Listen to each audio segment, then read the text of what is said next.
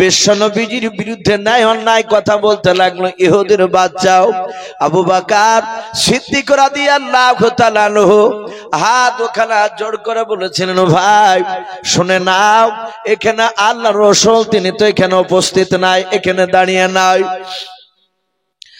এই ইহুদি ভাই, তুমি আমার বিশ্বনবীকে কেন গালি দাও বলো? ইহুদি ডাক দিয়ে বলল, ভাই আবু বকর তোমাকে তো গালি দেই নাই। হযরতে আবু বকর বলেন, ভাই আমার বিশ্বনবীকে গালি দিলে আবু বকর যে বড্ড কষ্ট ভাই। ওরে ইহুদি ভাই, সারা পৃথিবী ছেড়ে দিতে পারি, শুনে নাও, আমার বিশ্বনবীকে গালি দিলে আবু বকর বরদাস্ত করতে পারে না। তাই ভাই আমি তোমার হাত পা ধরে বলি, আমার বিশ্বনবীকে তুমি গালি দিও না, তুমি আমাকে গালি দাও তাও ভালো। কিন্তু বাবা ওই ইহুদির বাচ্চা বাপনি শুনলো না। আবু বকরের কাছে গিয়ে বাপনি আপনারা আবার কয়েকবার নবীজিকে গালি দিতে লাগলো। আমার দরদি নবীজি বাপজির বন্ধু আবু বকর আর সহ্য করতে না পেরে, বাপজির আগে থামতে না পেরে আবু বকর ইহুদির গালে একটা ঠাস করে বাপজি থাপ্পড় লাগিয়ে দিল। ইহুদির বাচ্চা ওটাই বাপজি চাইছিল কখন আবু বকর আমাকে চড় মারবে, আমাকে থাপ্পড় মারবে, আর ওই সময় আমি কি করব? আবু বকরের বিরুদ্ধে গিয়ে রাসূলুল্লাহর দরবারে আমি বিচার দিয়ে দেব।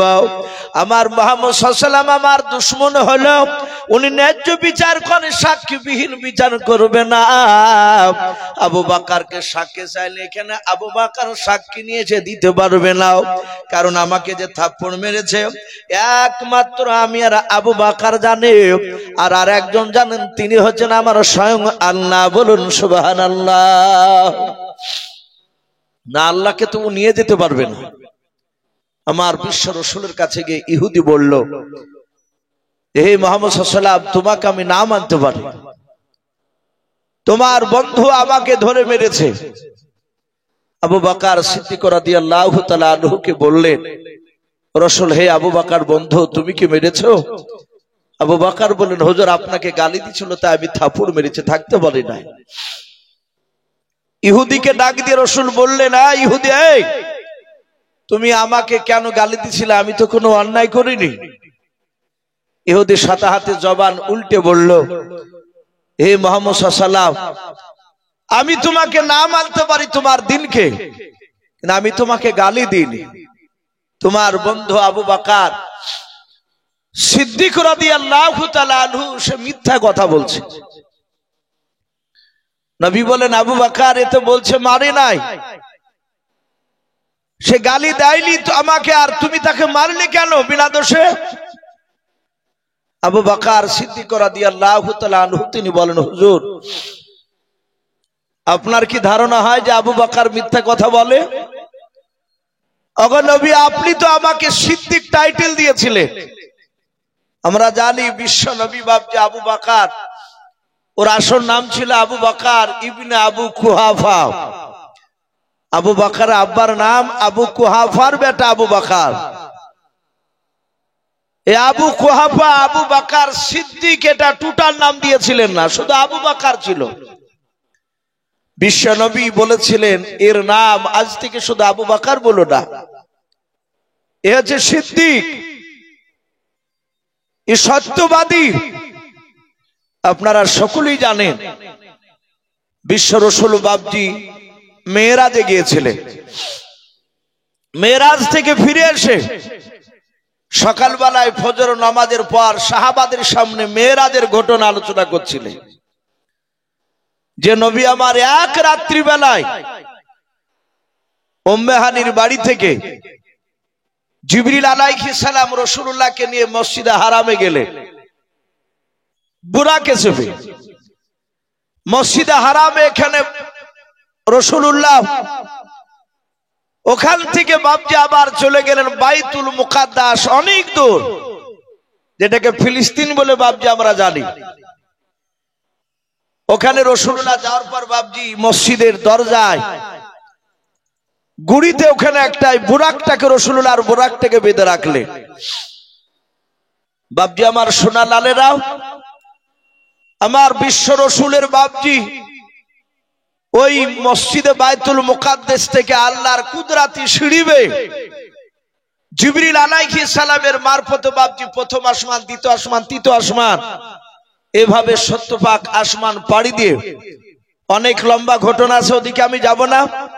আমার বিশ্ব নবীজি সেখান থেকে বাপজি আল্লাহর সাথে বাপজি দিদার করে, কে বলেছেন ডাইরেক্ট আল্লাহর সাথে কোলাকুলি করেছেন, কে বলেছেন মুসাফা করেছেন।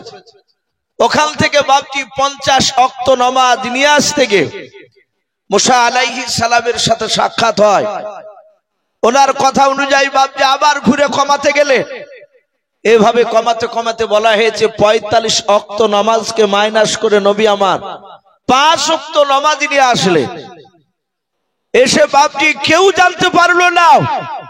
আমার দরুদুল নবী মক্কা নগরে যখন বাপজি সাহাবাদের সামনে আলোচনা করছিলেন, বেঈমান আবু জেহেল, উতবা, সাইবা, আবু সুফিয়ান, কয়েকটা বড় বড় নেতা, তারাও রাতের বেলায় বিশ্বনবী যেদিন থেকে নবুয়তে দাওয়াত দিয়েছিলেন সেদিন থেকে বেঈমান আবু জেহেলরা তাদের চোখের ঘুম হারাম হয়ে গিয়েছিল। বলুন আলহামদুলিল্লাহ। ঘুম নাই।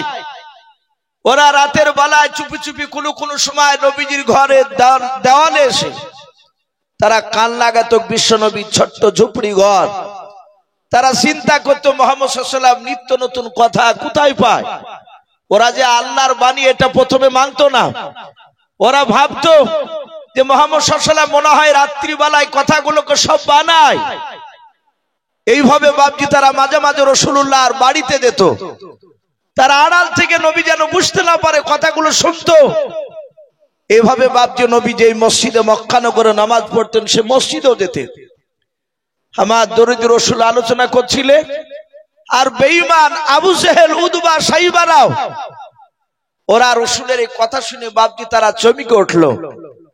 তারা যুক্তি খাড়া করলো, হে আব্দুল্লাহর সন্তান, এই মা মরা ছেলে মুহাম্মদ সাল্লাল্লাহু আলাইহি ওয়াসাল্লাম, ওরা ভালো করে নাম বলে ডাকতো না যেদিন থেকে নবুয়তে দাবি করেছে।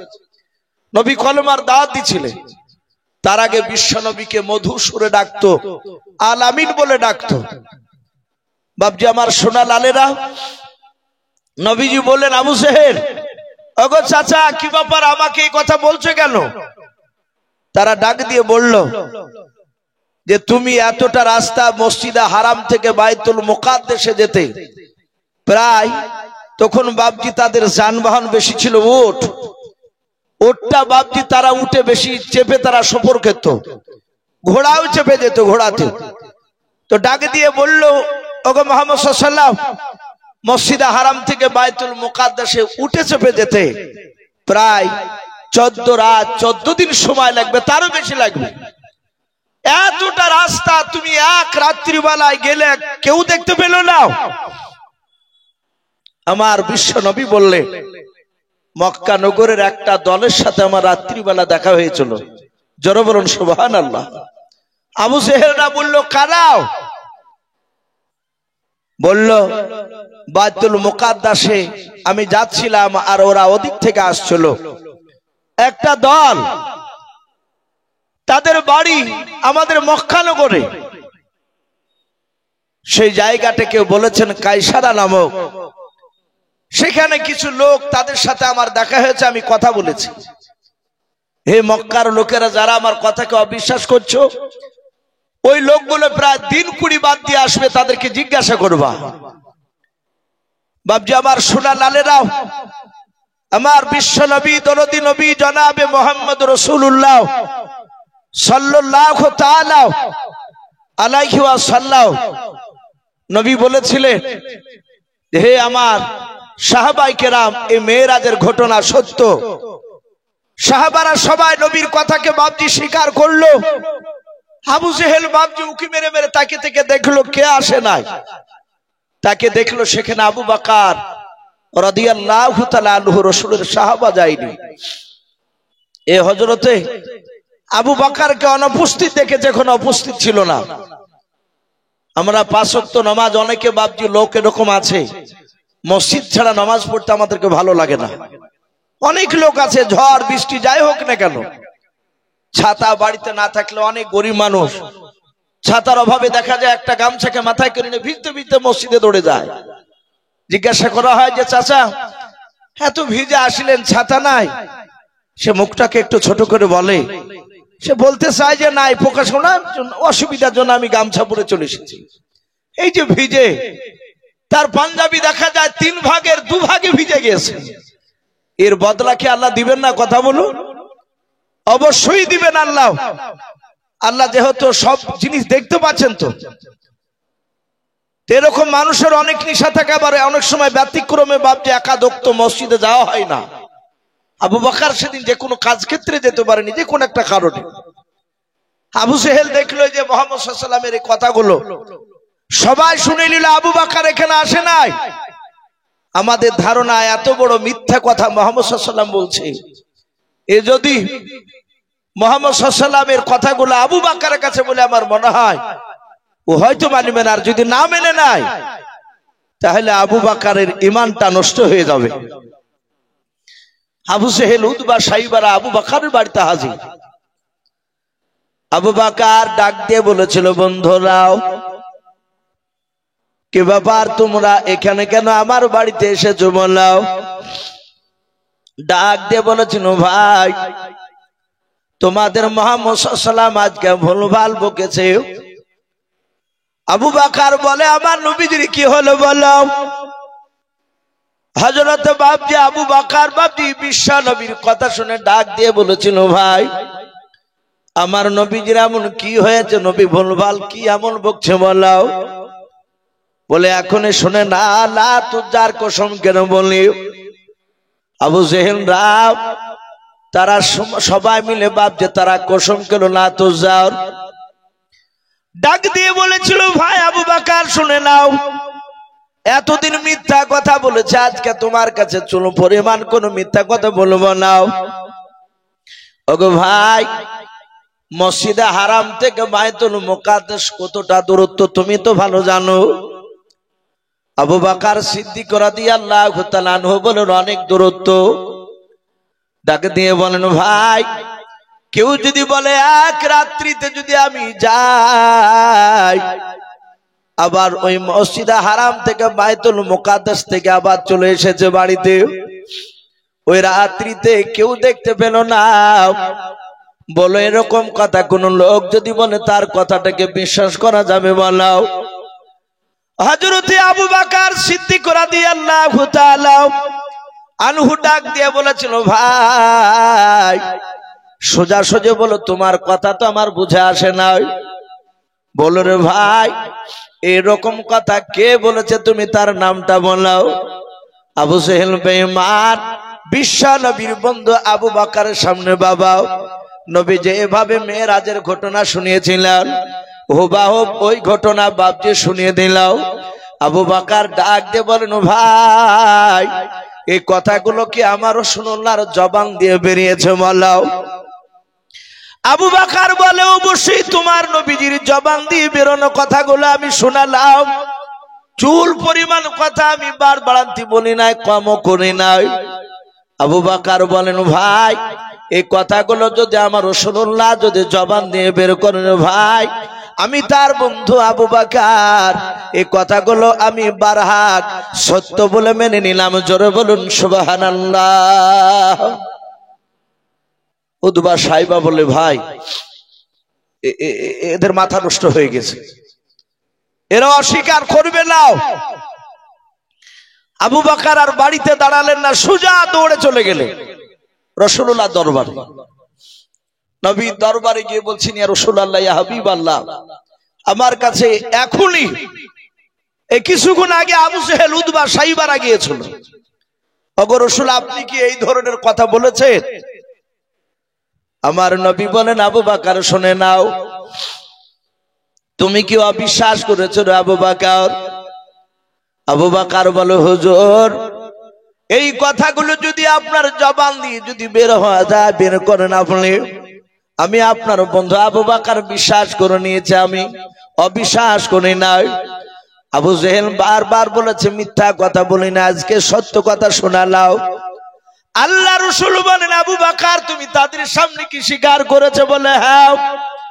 আল্লাহ রাসূলের যদি জবান দিয়ে কথাগুলো যদি বের হয়, আমি আবু বকর নবীর কথাগুলো সব সত্য বলে মেনে নিলাম। নবী আমার আর থাকতে না পেরে বাবা আবু বকরের কাছে দৌড়ে গিয়েও বুকের সাথে নবীজি আবু বকরকে জড়ে ধরে ডাক দিয়ে বলেন, আবু বকর এত বিশ্বাস করো তুমি আমাকে? বলে হ্যাঁ। বলে আবু বকর আজ থেকে শুনে নাও, পৃথিবীর মানুষ তোমাকে সিদ্দিক বলে ডাকবে। জোরে বলুন সুবহানাল্লাহ। আবু বকর সিদ্দিক, তুমি সত্যবাদী। সেই আবু বকর ডাক দিয়ে বলে, হুজুর আপনার কি অবিশ্বাস হয় যে আমি মিথ্যা কথা বলি? বলে নাও। আমার আবু বকর অনেক জায়গায় এরকম ঘটনা এসেছে, বিশ্ব নবীকে এত ভালোবাসতে, নবীর বিরুদ্ধে কথা বললে আবু বকর সহ্য করতে পারতেন না। সে আবু বকর মসজিদে নববীতে বললেন, হুজুর বেয়াদবি হলে মাফ করবেন। ওগো নবী, আমি তো ঈমান আনার পর আর অন্যায় করিনি, হুজুর আপনি আমাকে ক্ষমা করে দেন। আবু বকরকে বিশ্ব নবী বলেন, আমি ক্ষমা করে দিয়েছি। নবীজি কাঁদছেন। নবীজির বাম পাশে বসা ছিল হযরত আমিরুল মুমিনিন উমর ইবনুল খাত্তাব। এই খাত্তাবের বেটা উমর রাদিয়াল্লাহু তাআলা আনহু। বাবজি আমরা উমরের নাম অনেক শুনেছি, আমরা অনেক জায়গায় ইমাম সাহেবকে বাবজি দেখতে পাই, তারা দোয়া করে, আল্লাহ আমাদের ভারতবর্ষের মাটিতে তুমি ওমরের মতো নেতা বানিয়ে দাও। বলুন আল্লাহুম্মা আমিন। এই দোয়া করে না অনেক সময়?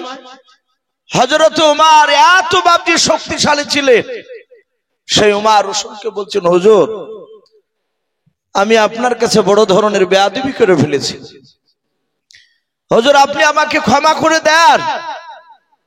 আমরা সকলেই জানি যে হযরত উমর ফারুক রাদিয়াল্লাহু তাআলা আনহু তিনি এত শক্তিশালী ছিলেন, ঈমান আনার আগেও ছিলেন, ঈমান আনার পরেও ছিলেন। আমার বিশ্ব নবী উমরের শক্তির ব্যাপারে সাহাবারা মাঝে মাঝে রাসূলুল্লাহর দরবারে বলতে, আবু জেহেলও জানতো যেই কাজ মক্কার কোন লোক পারবে না সেটা মুহাম্মদ সাল্লাল্লাহু আলাইহি ওয়াসাল্লাম নয়, মুহাম্মদের বিরুদ্ধে এই উমর পারবে। উমর যদি না পারে কেউ পারবে না। আমার বিশ্ব নবী দরদি নবী জনাবে মুহাম্মদ রাসূলুল্লাহ সাল্লাল্লাহু তাআলা আলাইহি ওয়াসাল্লামের সামনে আপনারা শুনেছেন, জানেন, ইসলামের ইতিহাসে বাবজি পাওয়া যায় সর্বপ্রথম যে মহিলাটা ঈমান আনার কারণে শহীদ হয়েছিলেন, তিনি ছিলেন একজন মহিলা, তার নাম হযরত সুমাইয়া রাদিয়াল্লাহু তাআলা আনহা। নাম শুনেন নাই? সুমাইয়া তার বেটা হযরত আম্মার রাদিয়াল্লাহু তাআলা আনহু, তাদের মা বেটাকে বাবজি ওমর জোর করে তুলে নিয়ে গিয়েছিল মক্কার চৌরাস্তার মোড়ে, তাদেরকে উলঙ্গা করে বাবজি বেঁধে রেখেছিল। শুধু উলঙ্গাই নয়, তার লজ্জাস্থানে বাবজি বর্ষা মেরেছিল, বল্লম যাকে বলি। আমার বিশ্ব রাসূল গিয়েছিলেন, সুমাইয়া চোখ বন্ধ করে কেঁদেছিলেন, ওগো রাসূল আপনি কেন এসেছেন এই জায়গায়? নবী আপনি চলে যান, আমরা ঈমান নষ্ট হতে দিব না। জোরে বলুন সুবহানাল্লাহ। বাবজি সে সময় উমরের ভয়ে রাসূলের সাহাবায়ে কেরামরা প্রকাশ্য কালেমার দাওয়াত দিতে পারেনি। নবীজি বলেছেন, ওমরের বাহুতে এই দুই হাতে আল্লাহ রাব্বুল আলামিন দুনিয়ার 50টা যুবকের শক্তি একাই ওমরকে দান করেছিলেন। জোরে বলুন সুবহানাল্লাহ। ওমর এত বেয়াদব ছিল, ওমর যেই লোকটাকে জবাই করত, তাকে জবাই করে তার শরীর থেকে রক্ত চামড়ার মুশুকে ভরে নিত। যাকে জবাই করেছে তার রক্তকে চামড়ার মুশুকে ভরে নিয়ে তারই বাপ চাচার সামনে গিয়ে চিৎকার করে বলতো, বাড়িতে ডেকে গিয়ে বলতো, এই যে তোর সন্তানের রক্ত। কোন কোন সময় আবু জেহেল নয়, ওমর তার বাপের শরীরে বাবজি তার বেটা রক্ত ছুঁড়ে ফেলতো। তাহলে কত বড় বেয়াদব ছিল সেই ওমর। রাসূলের কাছে হাত দুখানা জোড় করে কাঁদেন আর বলেন, হুজুর বেয়াদবি হলে মাফ করবেন নবী, আমি আপনাকে চিনতাম না। আমি আপনাকে না চিনার কারণে ওগো নবীজি আমি আপনাকে মারতে গিয়েছিলাম। কিতাবে লিখেছে বাপজি ওমর ফারুক রাদিয়াল্লাহু তাআলা আনহু ঈমান আনার আগে আবু জেহেল, উতবা, সাইবা, আবু সুফিয়ান, আবু লাহাব এই রকম মক্কার বড় বড় বাপজি তাবুর তাবুর নেতারা রাতে দিনে 6 বার করে মিটিং করতো। তো এক রাত্রি বেলায় উমারও বাপজি গোপন মিটিং এ আছে। আবু জেহেল শয়তানি তো কম ছিল না, যারা ইবলিশ শয়তান হয় তাদের অনেক ক্রিটিক্যাল বুদ্ধিও থাকে। আবু জেহেল জানতো যে উমারকে চটানো যাবে না, উমরকে চটালি বিপদ রয়েছে। তোমার বক্তব্য শুনতে শুনতে আবু জেহেলকে হঠাৎ করে প্রশ্ন করে বলল, এই আমর ইবনে হিসাব, এই হিসাবের বেটা আমর। আবু জেহেল কি আসল নাম ছিল আমর ইবনে হিসাব। তোমার বলল, এই হিসামের বেটা আমর, আমি মুহাম্মদ সাল্লাল্লাহু আলাইহি ওয়াসাল্লামকে আমি কাছে তার কথা শুনি নাই, কিন্তু আমি দূর থেকে দেখেছি। তুমি তো বলেছো যে মুহাম্মদ সাল্লাল্লাহু আলাইহি ওয়াসাল্লাম তার দলবলকে দেখলে দূর থেকে আঙ্গুল দিবা কানে, কানে আঙ্গুল দিয়ে হাঁটবা। আমাদের এলাকায় বাপজি এক শ্রেণীর লোক আছে যারা পাথর সাপড়ি যায়, যারা আজমির শরীফে যায়, ওই গ্রুপরা কিছু মনে করবেন না। আমাদের উলামায়ে দেওবন্দের নাম শুনলি বাপজি তাদের প্রসঙ্গগুলো খাড়া হয়ে যায়। জালসায় উঠলি দেখা যায় অনেক বক্তা শ্রোতা দেখতে পায়, যাহাতে উঠে উলামায়ে দেওবন্দ বক্তার অমনি জুতাটা হাতে করে নিয়ে বাড়ির দিকে টান দেয়। কেউ যদি বলে ভাই চলে যাচ্ছে কোনে, বলে ইয়ার ওয়াজ শোনা যাবে না। মানে ওদেরকে বলেছে, ওদেরকে যারা পরিচালনা করে, ওরা যারা হুজুর বলে তাদেরকে মানে বলেছে যে শোনো, ওই দেওবন্দির ওয়াজ শোনা যাবে না, তবলিগের ওয়াজ শোনা যাবে না। একদম সেম আবু জেহেলের মতো কথা ওরা জানতো, এখনো ওরা জানে যে তবলিগের কথা, দেওবন্দির কথা যদি 1 ঘন্টা কোন মজলিসে মন দিয়ে যদি শুনে, ওই লোকটা ভন্ডামো এরা করে তা ধরে ফেলবে। বাপজি আমার সোনা লালেরাও, তবলিগ জামাতরা বাপজি বিরোধীতে এমন কোন খারাপ কথা বলে না। ওদের কাজ একজন আল্লাহ ভোলা লোক নামাজ পড়ে না, ইকু কিরে নামাজি হবে। আর যারা নামাজ পড়ে তাদেরকে বলে যে চাচা একটু বসুন, আপনি রুকু করেন কি করে, সেজদার দোয়াটা বলে। এই সব কথাগুলো বাপজি অনেকে আবার শুনতেও চাই না, অথচ গল্প করে যে ক্লাস 3 থেকে 5 ওয়াক্ত নামাজ পড়ি। আর সেজদার দোয়া সুবহানা রাব্বিয়াল আ'লা, এ সঠিক বের হয় না। সুবহানা রাব্বিল আ'লা, সুবহানা রাব্বিল আ'লা, সুবহানা রাব্বিল আযীম, সুবহানা রাব্বিল আযীম এভাবে পড়ে চালিয়ে দেয়। কারণ ও কোনোদিন হুজুরকে বলে না যে হুজুর দেখেন দিন আমার এগুলো ঠিক হয় কিনা। বাপজি আবু জেহেলরা বিশ্ব রাসূলের বাপজি লোক সাহাবাদেরকে দেখলে তারা এমন ভাবে মিটিং করেছিল যে মুহাম্মদ সাল্লাল্লাহু আলাইহি ওয়াসাল্লামের কথা খবরদার শুনবে না, হয় কানে তুলে দিবা, আর না হলে 2 আঙ্গুলে ভাবে কানে ভরি দিয়ে যতক্ষণ দেখবা ওরা আছে ততক্ষণ জানে কান থেকে আঙ্গুল বার করবে না। ওমর বলেছিল, ভাই মুহাম্মদ সাল্লাল্লাহু আলাইহি ওয়াসাল্লামকে দেখেছি দূর থেকে, লোকটা তো ভালো, কিন্তু আমি অন্য লোকের মুখ থেকে মুহাম্মদ সাল্লাল্লাহু আলাইহি ওয়াসাল্লামের বিরোধীমূলক তো কথা শুনি নাই। আর ওই লোকটাকে শুধু মারমারি কথা বলো কেন? আবু জেহেল বলছে, ওমর তুমি জানো না ও কত বড় খতরনাক, ও আমাদের বাপ দাদার ধর্মকে বাতিল করে দিতে চাইছে। হযরত ওমরকে বাপজি মাথায় হাত দিয়ে সান্ত্বনা দিল, কিন্তু বাপজি হেদায়েতের মালিক আল্লাহ, আল্লাহ যাকে হেদায়েত করবে পৃথিবীর মানুষ নাই তাকে রোকতে। আমরা জানি যে বাবরি মসজিদ বাপজি ভেঙেছিল। বাবরি মসজিদ বাপজি যে ব্যক্তি সর্বপ্রথম শাবল মেরেছিল, যাকে আমরা বালবর সিং বলে বাপজি জানি, সে লোকটার সাথে আমি 4 বার জালসা করেছি আলহামদুলিল্লাহ, একই সঙ্গে বসে খেয়েছি, কথা বলেছি। তার 2 চোখের কোনা দিয়ে শুধু পানি ঝরছে। আল্লাহ রাব্বুল আলামিন তার ভিতরে হেদায়েতের নূর জ্বালিয়ে দিয়েছে। সে লোকটা ইসলাম গ্রহণ করে চলে এসেছে অমুসলিম থেকে ইসলামের রাস্তায়। আল্লাহ যাকে হেদায়েত করবে পৃথিবীর মানুষ নাই তাকে রুখতে। ওমর বলছে লগা নবী আমি তো আপনাকে চিনতাম না, ওগো রাসূল আমি আপনার চরম বেয়াদবি করে ফেলেছি। ওখানে অনেকগুলো সাহাবায়ে কেরাম ছিলেন। একজন সাহাবা তিনি বললেন ওগো ওমর ভাই, ও ওমর ভাই, মানুষ আগে ওমরকে ভয় করত কি ঈমান আনার আগে কথা বলতে, ঈমান আনার পরে মানুষ জানে ঈমানদাররা তারা যদিও রাগিল হয় শরিয়ত অনুযায়ী, বলুন আলহামদুলিল্লাহ।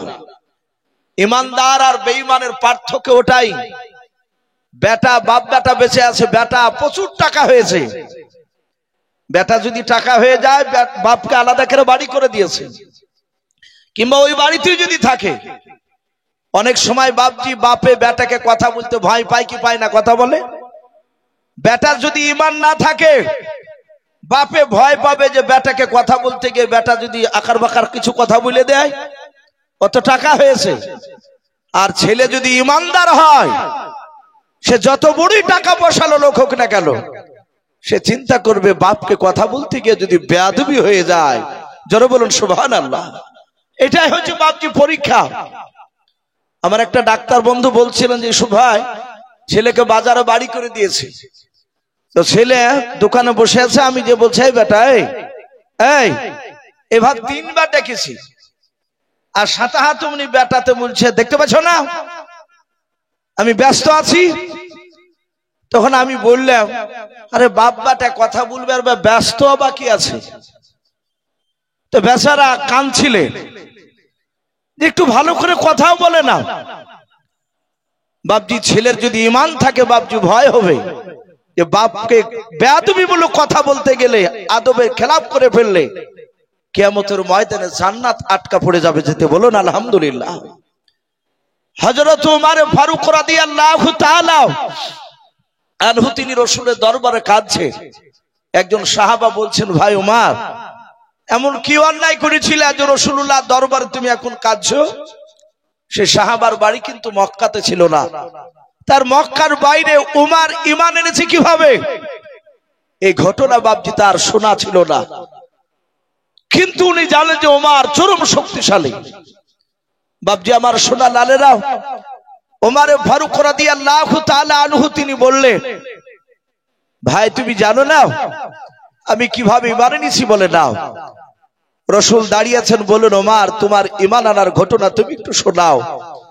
এখানে অনেকগুলো সাহাবায়ে কেরাম আছে যারা পরে ঈমান এনেছে, অনেক দূর দূরান্ত থেকে এসেছে সাহাবা, অনেকে বিবি বাল বাচ্চা জমি জায়গা ছেড়ে দিয়ে তারা রাসূলের দরবারে ঈমান নিয়ে রাসূলের কাছ থেকে আর যায় নাই, বলুন আলহামদুলিল্লাহ।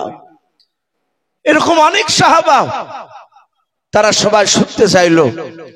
বাপজি আমার সোনা লালেরা, ওমর ফারুক রাদিয়াল্লাহু তাআলা আনহু রাসূলুল্লাহ দরবারে বাপজি তিনি বলতে লাগলেন, আপনারাও বাপজি সকলে জানেন রাসূল এক নয় দুই নয়, রাসূলের দুশমন বাপজি বেঈমান আবু জেহেল প্রায় 12,000 লোক নিয়ে বাপজি মিটিং শুরু করেছিল, আর সেই মিটিং এ প্রধান বক্তা ছিল এই বেঈমান আবু জেহেল লোকটা।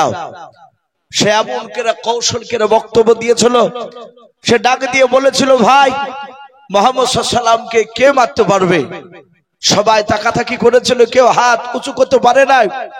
লাস্টে ওমর একটু পেছনে ছিল, ওমর হাত উঁচু করে বললে এই আবু জেহেল, এই হিশামের বেটা আমর, আমি খাত্তাবের বেটা ওমর, আমি কাউকে ভয় পাই না। মুহাম্মদ সাল্লাল্লাহু আলাইহি ওয়াসাল্লাম বড্ড বড় বেড়ে গেছে এটা জানি, কিন্তু বলো তার কি চাও? তার হাত কাটা চাও না পা কাটা চাও না তার মাথা কাটা চাও? আবু জেহেল বলল সবাই মিলে হাত তালি মেরে বাপজি তাকে আরো বাপজি তাকে সাঙ্গা করে দিয়েছে বেঈমানেরা। তারা বলল যে ভাই ওমর তুমি ছাড়া কেউ মারতে পারবে না। মুহাম্মদ সাল্লাল্লাহু আলাইহি ওয়াসাল্লাম বড্ড বড় বেড়ে গিয়েছে, তার বডি থেকে গলাটা আলাদা করে দাও, মাথাটা ওর মাথা কাটিয়ে নিয়ে আসো। আবু জেহেল বলল মাথা কেটে নিয়ে আসতে পারলে তোমাকে 3টা বড় ধরনের উপহার দিব। ওমর রাজি হয়ে গেল। ওমর বলল আমার তোমার জবানের উপর বিশ্বাস হয় নাই? বলে আবু জেহেল উদবা সাইবা এ দেশের সব বড় বড় নেতারা আছে? বলে হ্যাঁ। বলে ওই দেখো একটা পাহাড়, যে পাহাড়ে গিয়ে মানুষ কসম খায়। আমরা মানুষ অনেক সময় দেখতে পাই, মানুষ কিছু দেখা যায় যে শিকার হয় না, তখন অনেকে বলে যে ভাই মসজিদে গিয়ে তুই কথা বলতে হবে। সাধারণ লোক অনেকে বলি আমরা। এখন আর মসজিদ কোরআনকে ভয় করছে না বাপ, কোরআনকে ভয় করছে না। তো ওরা মক্কার কাফিরদের বাপজি একটা বিশ্বাস ছিল, ভয় ছিল যে একটা পাহাড় বাপজি কুবা নামক পাহাড়, সে পাহাড়ে গিয়ে হাত দিয়ে ওয়াদা করলে জীবন থাকা পর্যন্ত বাপজি ওই ওয়াদাটা পুরা করতো। আবু সেহেল, উতবা, সাইবা ওরা সবাই মিলে ওমরের সামনে গিয়ে পাহাড়ে হাত দিয়ে বলল, এই পাহাড়ের কসম খেয়ে বলছে এই ওয়াদা পুরা করবো তুমি যদি মুহাম্মদ সাল্লাল্লাহু আলাইহি ওয়াসাল্লামের মাথা কেটে নিয়ে আসতে পারো। ওমর বলল অসুবিধা নাই, আমাকে বিষাক্ত একটা তলোয়ার দাও। যে তলোয়ারে বাপজি বিষ মাখানো ছিল। ওমর বেঈমান বাপজি সে সময় তলোয়ার খানা হাতে করে নিয়ে 12,000 লোকের সামনে হাত তালি নিয়ে দৌড়াতে শুরু করলো। ওমর এত দ্রুত বেগে ছুটছে, বিশ্ব নবীকে মারবে। কিতাবে এসেছে বাপজি মদিনা নয়, ওই মক্কা নগরে আমার বিশ্ব নবী দরদি নবী যখন ছিলেন সাহাবাদেরকে নিয়ে, ওমর বাপজি মরুভূমির ময়দান দিয়ে পাহাড়ি এলাকা দৌড়াচ্ছে। একজন রাসূলের সাহাবা, যিনার নাম হযরত নাঈম রাদিয়াল্লাহু তাআলা আনহু, তিনি দুম্বা উট চড়াচ্ছিলেন।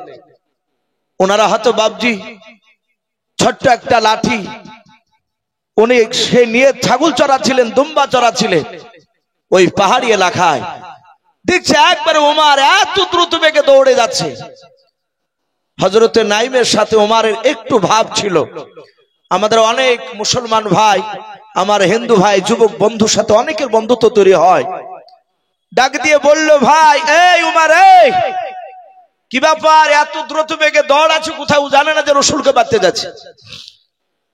ওমর দাঁড়িয়ে বলল, ওই আব্দুল্লাহর সন্তান মুহাম্মদ সাল্লাল্লাহু আলাইহি ওয়াসাল্লামকে আমি জব্দ করতে যাচ্ছি।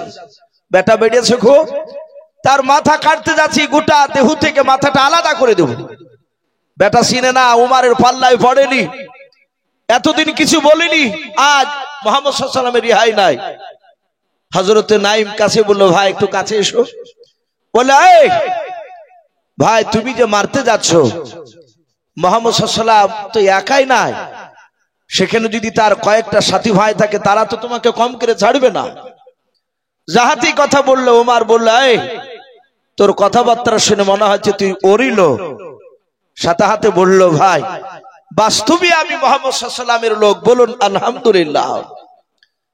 যাহাতে নবীর লোক বলেছে, আরো উমর রেগে গেছে। উমরকে ডাক নাই, উমর বলল, এই তোকে আগে জবাই করব। হযরতে নাঈম বলল, ভাই উমর শুনে না, তোমার দেহতে বাহুতে শক্তি বেশি থাকতে পারে। আই উমর, তুমি আমাকে 10টা তলোয়ার চালাতে পারলে আমি একটা তো মারতে পারবো। গত কয়েকদিন আগে বাপজি আমাদের পশ্চিম বাংলায় একটা রেজাউল বলে একজন মাওলানা, মাথায় রুমাল দিয়ে, অনেকে দেখেছেন ইউটিউবে, ট্রেনে যাচ্ছিল। তাকে দেখে বাপজি চাচা বিভিন্ন রকমের বাংলাদেশি জঙ্গি অনেক রকমের ন্যায় অন্যায়কের কথা বলেছিল। তো ছেলেটা তাদের কথাতে বাপজি একটু জবাব উত্তর দিয়েছিল। সে বলেছিল, ভাই ঈদেশ আপনার, ঈদেশ আমারও, আপনার যতটা আমার ততটা 1 ইঞ্চি, আপনারও বেশি না, আমারও 1 ইঞ্চি কম নাই। এই প্রতিবাদ করার কারণে বাপজি তাকে মারতে মারতে এমনকি ট্রেন থেকে ছুঁড়ে ফেলে হত্যা করার পরিকল্পনা নিয়েছিল।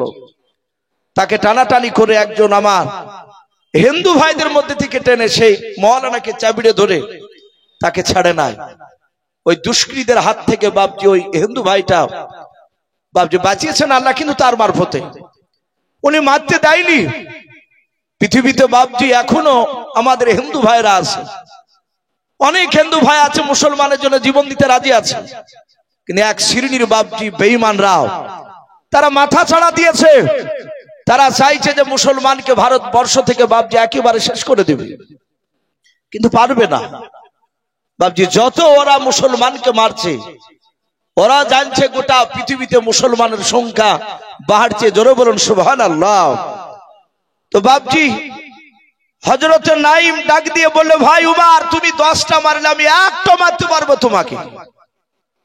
ভাই উমর, তোমারও হাতে তলোয়ার, আমারও হাতে লাঠি রয়েছে। বলে, উমর, তোমার দুটো হাত, আমার দুটো হাত, তোমারও রক্ত আছে, আমারও রক্ত আছে শরীরে, তোমারও গোশত আছে, আমারও গোশত আছে। উমর, আমাকে নবীকে মারার আগে তোমার বাড়িটা ভালো করে খোঁজ রাখো গা। যাহাতে বাড়ির কথা বলেছে। উমর বলল, বাড়ি মানে? বলে, এই তোমার আপন কলিজার টুকরা বোন ফাতেমা নাই? বলে, আছে তো, আমি বিয়ে দিয়েছি আমার বোনে। বলে, তোমার সেই বোন ফাতেমা আর তার স্বামী শাহিদ খোঁজ রেখেছো? ওরা দুজনায় যেই নবীকে মারতে যাচ্ছ সেই নবী কলেমা পড়ে তারা মুসলমান হয়ে গিয়েছে। উমর বলল, তা তো শুনি নাই। বলে, কবে হয়েছে? বলে, কদিন হলো। উমর বলছে, আমি বেশ কয়েকদিন তার বাড়িতে যাইনি। উমর বললে, ভাই মিথ্যা কথা বলছিস না তো আমার মার থেকে বাঁচার জন্য? বলে, নাও, আমরা রাসূলুল্লাহর সাহাবা মিথ্যা কথা বলে নাই, বলুন আলহামদুলিল্লাহ। ডাক দিয়ে বলল, উমর, তোমার বাড়িটা খোঁজ নাও, তারপরে তুমি আসো, তারপরে তুমি নবীকে মারতে যেও। উমরের যা রাগ ছিল আরো 7 গুণ রাগ বেড়ে গেল, যে আমার রাসূলকে, যে নবীকে মারতে যাচ্ছি তার উপর ঈমান এনেছে আমার বোন। উমর বাপজি তলোয়ার হাতে করে নিয়ে সোজা দৌড়ে চলে গেল তার বোনের বাড়িতে। তখন বাপজি দরজা এখনকার মতো ছিল না, দরজায় বাপজি লাথ মারলো। হযরত ওমর প্রথমে বাপজি কান লাগিয়ে কথাগুলো একটু শুনছিল, দেখি তিনি কি করে। ওরা কিতাবে লিখেছে হযরতে শাহিদ আর ফাতেমা, ওরা স্বামী স্ত্রী তো দুজনায় রাসূলুল্লাহ তরফ থেকে একজন খাব্বাব বলে একজন সাহাবা নবী, তিনি কোরআনের বাপজি তালকিন দিছিলেন, শিক্ষা দিছিলেন।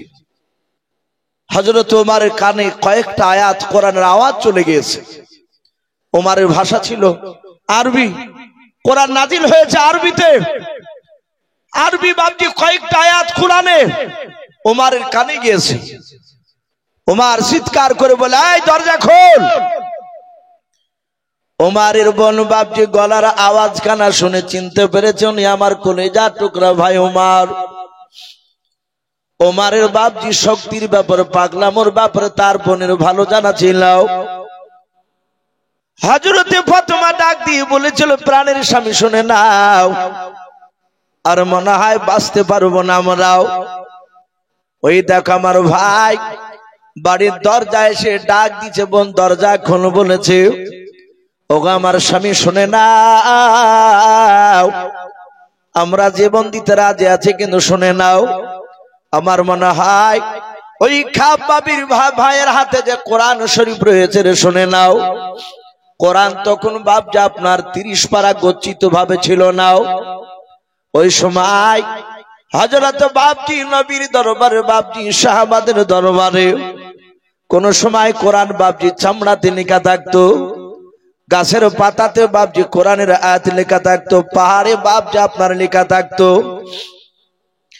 হযরতে খাব্বাব কয়েকটা বাপজি আপনার সুরাও লিখিত ছিল বাপজি আপনার চামড়ায়, বাপজি হাতে করে নিয়ে রে বাবা। ওই দেখে দেখে বাপজি শিকার জন্য কোরআন। ফাতেমা বলল, ভাই খাব্বাব, এই কোরআনটা আমার ভাই চিনে না, জানে নাও। কোরআনটাকে হয়তো টান মেরে ফেলে দেবে, কোরআনকে টান মেরে ফেলে দিলে সহ্য করতে পারবো না।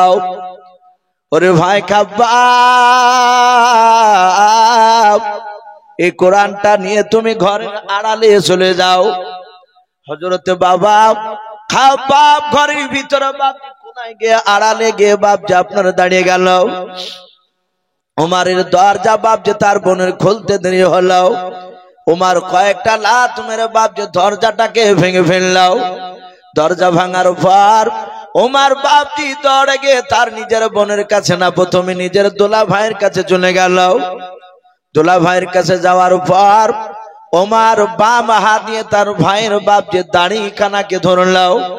ও বাপজি ভাইয়েরাও, আগেকার বেঈমানেরা তারা বাপজি দাড়িকে বাপজি আপনার চাস্তক না এখনকার মতো, তারা জানতো দাড়ি বড় মূল্যবান, দাড়ি একটা পুরুষের বাপজি আলামত। আপনারা সকলেই জানেন বেঈমান বলে পৃথিবীতে একটা বাপজি খোদা দাবি করেছিল, যার নাম বাপজি ফেরাউন, সে ডাইরেক্ট বলেছিল আনা রব্বুকুমুল আলা, সব আল্লাহর চেয়ে যে বড় আল্লাহ দাবি করেছিল ওই বেঈমান ফেরাউন, তারও বাপজি মুখে নাভি পর্যন্ত বাপজি দাড়ি ছিল। সে মুক্তা দিয়ে বাপজি সারাদিন দাড়িকে বাপজি জোড়ে রাখতে এত যত্ন করতো দাড়ির। হযরত বাপজি উমর দৌড়ে গিয়ে নিজের আপনার দুলা ভাই শহীদের বাম হাত দিয়ে দাড়িখানাকে ধরে ডাক দিয়ে বলেছিল, ভাই শুনলাম তুমি নাকি কলমা পড়ে নিয়েছো, মুহাম্মদ সাল্লাল্লাহু আলাইহি ওয়াসাল্লামকে নাকি নবী বলে মেনে নিয়েছো।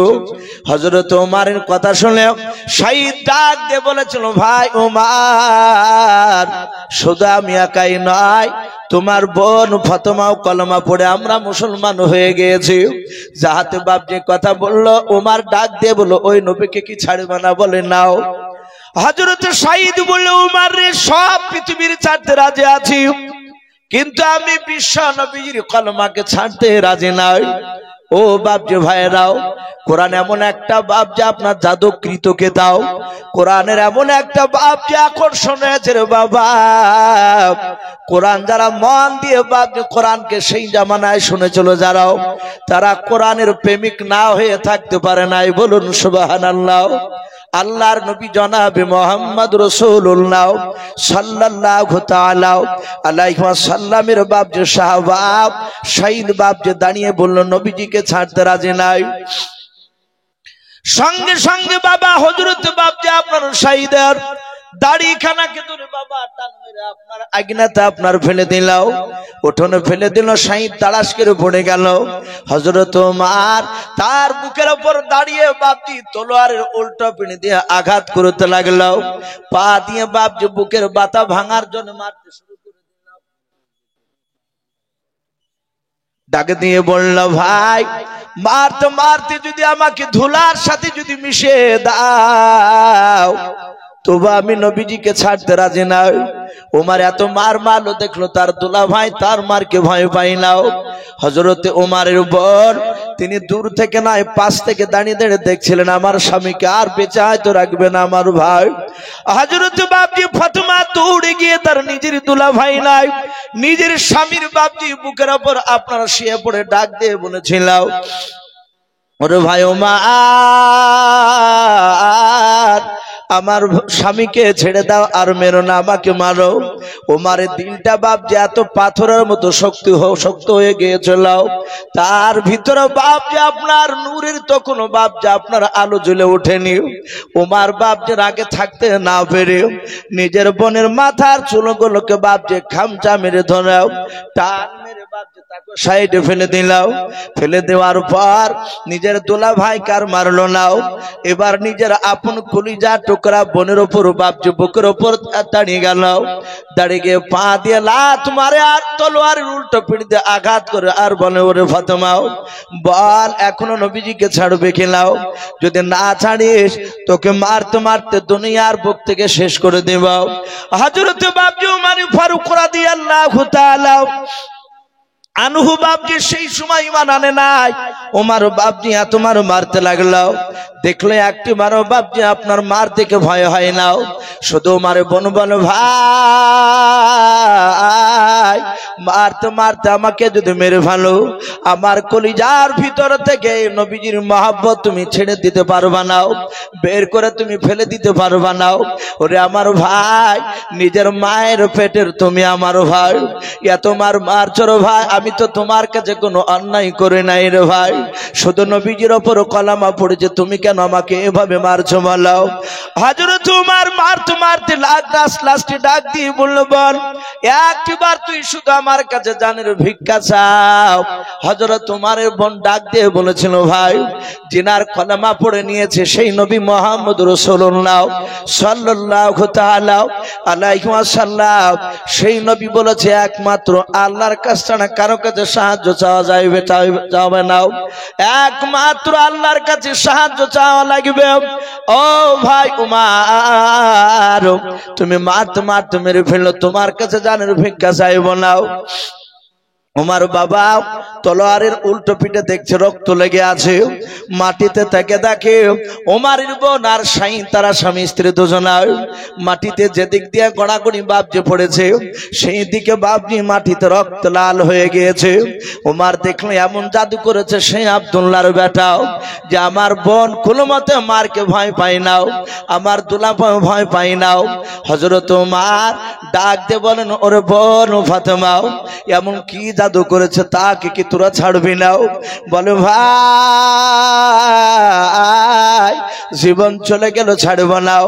লাস্টে ওমর বলল, বোন আমি দরজায় লাথ মারার আগে আমি চিৎকার করে ডাকার আগে আমি 2-3 মিনিট আমি দাঁড়িয়েছিলাম। ওরে বোন কে যেন পড়ছিল ইন্নী আলাল্লাহ, আমি নিশ্চয় আল্লাহ, বারবার এই কথাটা পড়ছিলাম। কে বলছিল রে বোন এত সুন্দর কথা বল? হযরত বাপজি ফাতেমা মনে মনে চিন্তা করেছে, ভাই কি ব্যাপার হঠাৎ করে নরম হয়ে গেল?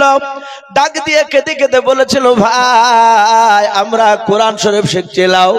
ওমর বলল, বোন কোরআন আবার কি জিনিস? বলে ভাই যেই নবীর কলেমা পড়ার জন্য তুমি আমাদেরকে মেরে ফেলার জন্য তৈরি হয়ে গিয়েছিলাম সেই নবীর উপরে কোরআন নাজিল হয়েছে, ওই কোরআন গোপনে শিখছিলাম। বলে বোন কোরআনটা একটু আমাকে একটু পড়ে দেখে। ফাতেমা বলে, ভাই কোরআনটা তোমার হাতে দেওয়া যাবে না। বলে কেন? বলে তোমার শরীরটা তোমার নাপাক হয়ে আছে, অপবিত্র হয়ে আছে, তুমি পেশাব ফিরে পানি নাও না। বলে নাও। ওরে ভাই এই কোরআন তোমার হাতে নাড়তে দেওয়া যাবে না। হযরত ওমর বলল, বল কি করা যাবে? ওই কোরআনটা শুনতে গেলাম। বলো ভাই তুমি এখানে দাঁড়াও। ওমর বাপজি দাঁড়িয়ে গেল। খাব্বাব ঘরের ভিতর থেকে মনে মনে ভাবতে লাগলেন, ওমরের গলার আওয়াজটা একটু নরম হয়েছে, মনে হয় ওমর আর মারবে না। খাব্বাব বেরিয়ে এসে বলল, ভাই ওমর আমি গতকালকে আসর নামাজ বিশ্ব নবীজির পেছনে পড়েছিলাম, আমার নবীজি মোনাজাতে শুনে নাও তোমার নাম আর আবু জেহেলের নাম কয়েকবার নিয়েছে, তার মধ্যে তোমার নামটা বারবার নিচ্ছিল। আমার মনে হয় ওমর ভাই তোমার নামটা হয়তো আল্লাহর দরবারে কবুল হয়ে গিয়েছে, বলুন সুবহানাল্লাহ। ওমর বলল, ভাই ও সব কথা বাদ দিয়ে কি পড়ছেন একটু শোনাও। ওমরের সামনে দাঁড়িয়ে দাঁড়িয়ে খাব্বাব বাপজি কোরআন শরীফ থেকে বাবাও, কেউ বলেছেন সূরা তাহা, কেউ বলেছেন বাপজি তওবার, কয়েকটা আয়াত বাপজি আপনার পড়ার উপর ওমরের পশমগুলো বাপজি খাড়া হয়ে গেল। ওমর ডাক দিয়ে বলেছিল, ওরে বোন এত সুন্দর বাণী কোথায় পেলি বল? ওমরের বোন ডাক দিয়ে বলেছিল, ভাই যেই নবীর জন্য তুমি মারছিলে সেই নবীর উপরে কোরআন নাযিল হয়েছে। ওমর বলল, বোন রে ওই মুহাম্মদ সাল্লাল্লাহু আলাইহি সাল্লামকে আমি দূর থেকে দেখলে কানে আঙুল দিয়ে হাত দাও, তার দিকে ভালো করে তাকাতাম নাও। ওরে বোন ওর উপরে যে কোরআন নাযিল হয়েছে এত সুন্দর যদি মধুর বাণী হয়, ওই লোকটার মুখ থেকে শুনলে কতটা মধু লাগবে। বোন রে আর দেরি করিস না, তাড়াতাড়ি সেই লোকের কাছে নিয়ে চল, তার জবান থেকে আমি কথাগুলো একটু শুনতে চাই। ওমর বাপজি নিজের বোন আপনার কি করলো ফাতেমা, ওমরের হাতখানা ধরে বাপজি দৌড়াতে শুরু করলো নবীজির দরবারে। হযরত সাইদ ওমর আর বাবা এইদিকে বাপজি আপনার খাব্বাব এরা তিনজনাই ওমরের সাথে সাথে বাপজি চলে যাচ্ছে। ওমরের মাথায় মস্তানি বাপজি পাগড়ি বাঁধা আছে। আমার রাসূলুল্লাহ বাপজি কয়েকজন সাহাবাকে নিয়েও মক্কার বাপজি একটা ফাঁকা জায়গা নবীজির দ্বীনের বাপজি কথা আলোচনা করেছিলেন, জান্নাত জাহান্নামের কথা বাপজি শোনাছিলেন। কয়েকজন সাহাবা দূর থেকে বাপজি উমরকে দেখে বাবা চিনতে পেরে গিয়েছে। নবীকে ডাক দিয়ে বলেন, হুজুর ওই দেখেন উমর, আপনার দুশমন আমাদেরও দুশমন। ও নবীজি আমার মনে হয় আপনাকে জবাই করে ফেলবে, আর আপনার উপর ঈমান এনেছে বলে তার বোন আর দুলা ভাই আর খাব্বাবকে যে পাঠিয়েছিলেন কোরআন শেখার জন্য, বলে হ্যাঁ ওকেও ধরে নিয়ে আসছে, মনে হয় আপনার দরবারে তাদেরকে মারবে। ওগো নবীজি আপনার দরবারে উমর আসার আগে একটু দয়া করে আমাদেরকে হুকুম দিয়ে দাও, নবী গো আপনাকে মারবে আমরা দাঁড়িয়ে দেখতে পারবো না। উমর আপনার দরবারে আসার আগে আমরা সকল সাথে ভাইরা দৌড়ে গিয়ে উমরকে জবাই করে দিয়ে জাহান্নামে আমরা একসঙ্গে তাকে পাঠিয়ে দেব। আল্লাহ রাসূল এইভাবে পেছন দিকে ঘুরে বলেছিলেন, ওরে ওমর, আমার সাথী ভাইয়েরা, তোমরা কি অন্তরের খবর জানো? বলে না। সাহাবারা বলেন, হুজুর আপনার মুখ থেকে শুনেছি আসমান জমিনের ভেতরে একমাত্র অন্তরের খবর, গায়েবের খবর আল্লাহ জানেন। বলুন সুবহানাল্লাহ। ডাকে দিয়ে বলেছিলেন, ভাই, ওরে আমার সাথী ভাইয়েরা, তাহলে তোমরা কেমন করে জানতে পারলে ওমর আমাকে মারতে আসতেছে? বলো, হুজুর আপনার আমাদের দুশমন, তা আমরা ধারণা করছি মনে হয় আপনাকে মারতে পারে। আল্লাহর নবীর সাহাবারা ডাক দিয়ে বলেন, সাহাবারাও, নবী আমার ডাক দিয়ে বলেন, ওগো আমার সাহাবারাও, শুনে নাও, আমার মনে হয় উমর আমাকে মারতে আসে নাই। উমর এটা হতে পারে, হয়তো আমার কলমা পড়তে আসতে পারে। বলুন সুবহানাল্লাহ। আল্লাহ রাসূল বলেন, ওরে আমার সাথী ভাইরা, কেউ আগে যাবে না, এই জায়গায় তোমরা সকলে দাঁড়িয়ে থাকবা। উমর আসতে দাও, উমর আসুক। নবী আমার তাকে দেখলেন, বাপজি উমর দৌড়ে চলে আসে আল্লাহ রাসূলের কাছে। বাপজি আসার এক না দুই নাই রে বাবা, প্রায় 30, কেউ বলেছেন বাপজি 40 থেকে 50 হাত দূরে থাকতে আমার নবী আর দাঁড়িয়ে থাকতে পারলেন না। নবীর জায়গা থেকে নবী আমার দৌড়ে গিয়ে উমারের কাছে চলে গেলেন। উমারের কাছে যাওয়ার পর নবী যে উমারের কলার খানাকে বাপজি জোরে ধরলেন। উমার বাপজি দাঁড়িয়ে গেল, আর পা তুললেন না। আল্লাহর নবী কাঁদে আর বলেন, উমার আর কতদিন পাগলামি করবে বলো? ওরে উমার, অনেক পাগলামি করা হয়েছে। এই উমার, ওই দেখো তোমার সাথে ভাইরাও, তোমার ভয়ে প্রকাশ কলমার দাঁত দিতে আমরা পারি না। এই উমার, আর কতদিন পাগলামি করবে তুমি বলো? তোমার সাথী ভাইদেরকে নিয়ে শুনে নাও। বলো উমার, কবে থেকে তুমি ইমানের দাঁত দিতে যাবা? বলুন সুবহানাল্লাহ। সাহাবায়ে কেরামরা বলেন, আমরা পেছন থেকে দাঁড়িয়ে দাঁড়িয়ে শুনছিলাম। নবী এমন ভাবে কাঁদছিলেন। উমারকে ডাক দিয়ে বলে, উমার রে, কবে থেকে তুমি তোমার সাথী ভাইদেরকে নিয়ে ইমানের কাজ করবে? উমার, যেমন তুমি আবু জেহেলের কথা শুনে তুমি এখানে দৌড়ে এসেছো, হে উমার, তুমি কবে তুমি আমার কথা শুনে দৌড়ে যাবে তুমি কলমার দাওয়াত নিয়ে? আর পাগলামি করো না উমার, অনেক পাগলামি করা হয়েছে। হযরত উমার বিশ্ব রাসূলের চেহারার দিকে চেয়ে তিনি কাঁদছে, আর সহ্য করতে পারলেন না। চোখ দিয়ে পানি ঝরে যায়, তলোয়ারটা নিচে রেখে দিয়ে বলেছেন, ইয়া রাসূলুল্লাহ, ফিদাকা আবি ওয়া উম্মি, ওগো নবী, আপনার পদতলে আমার বাপ মা বিসর্জন হয়ে যাক। বলুন সুবহানাল্লাহ। নবী এই তলোয়ার দিয়ে হয় জবাই করে, না হলে আপনি আমাকে ক্ষমা করে দিয়ে কলেমা পড়ে না।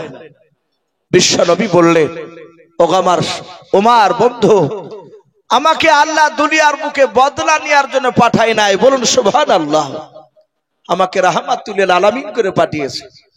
নবীজি উমারকে বুকের সাথে জড়িয়ে ধরে ক্ষমা করে দিলে। উমার কলেমা পড়লে। সেই উমার ডাক দিয়ে বলেছিলেন, ওগো আমার সাথী ভাইরা, আমি এই রাসূলকে সেই দিন মারতে গিয়েছিলাম।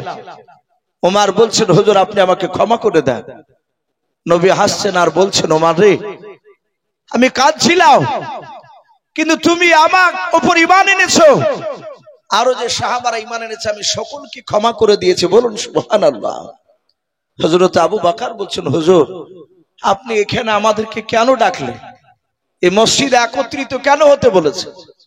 রাসূল বললেন, ওগো সাহাবায়ে কেরাম, আমি একত্রিত হতে বলেছি একটা কথা বলার জন্য।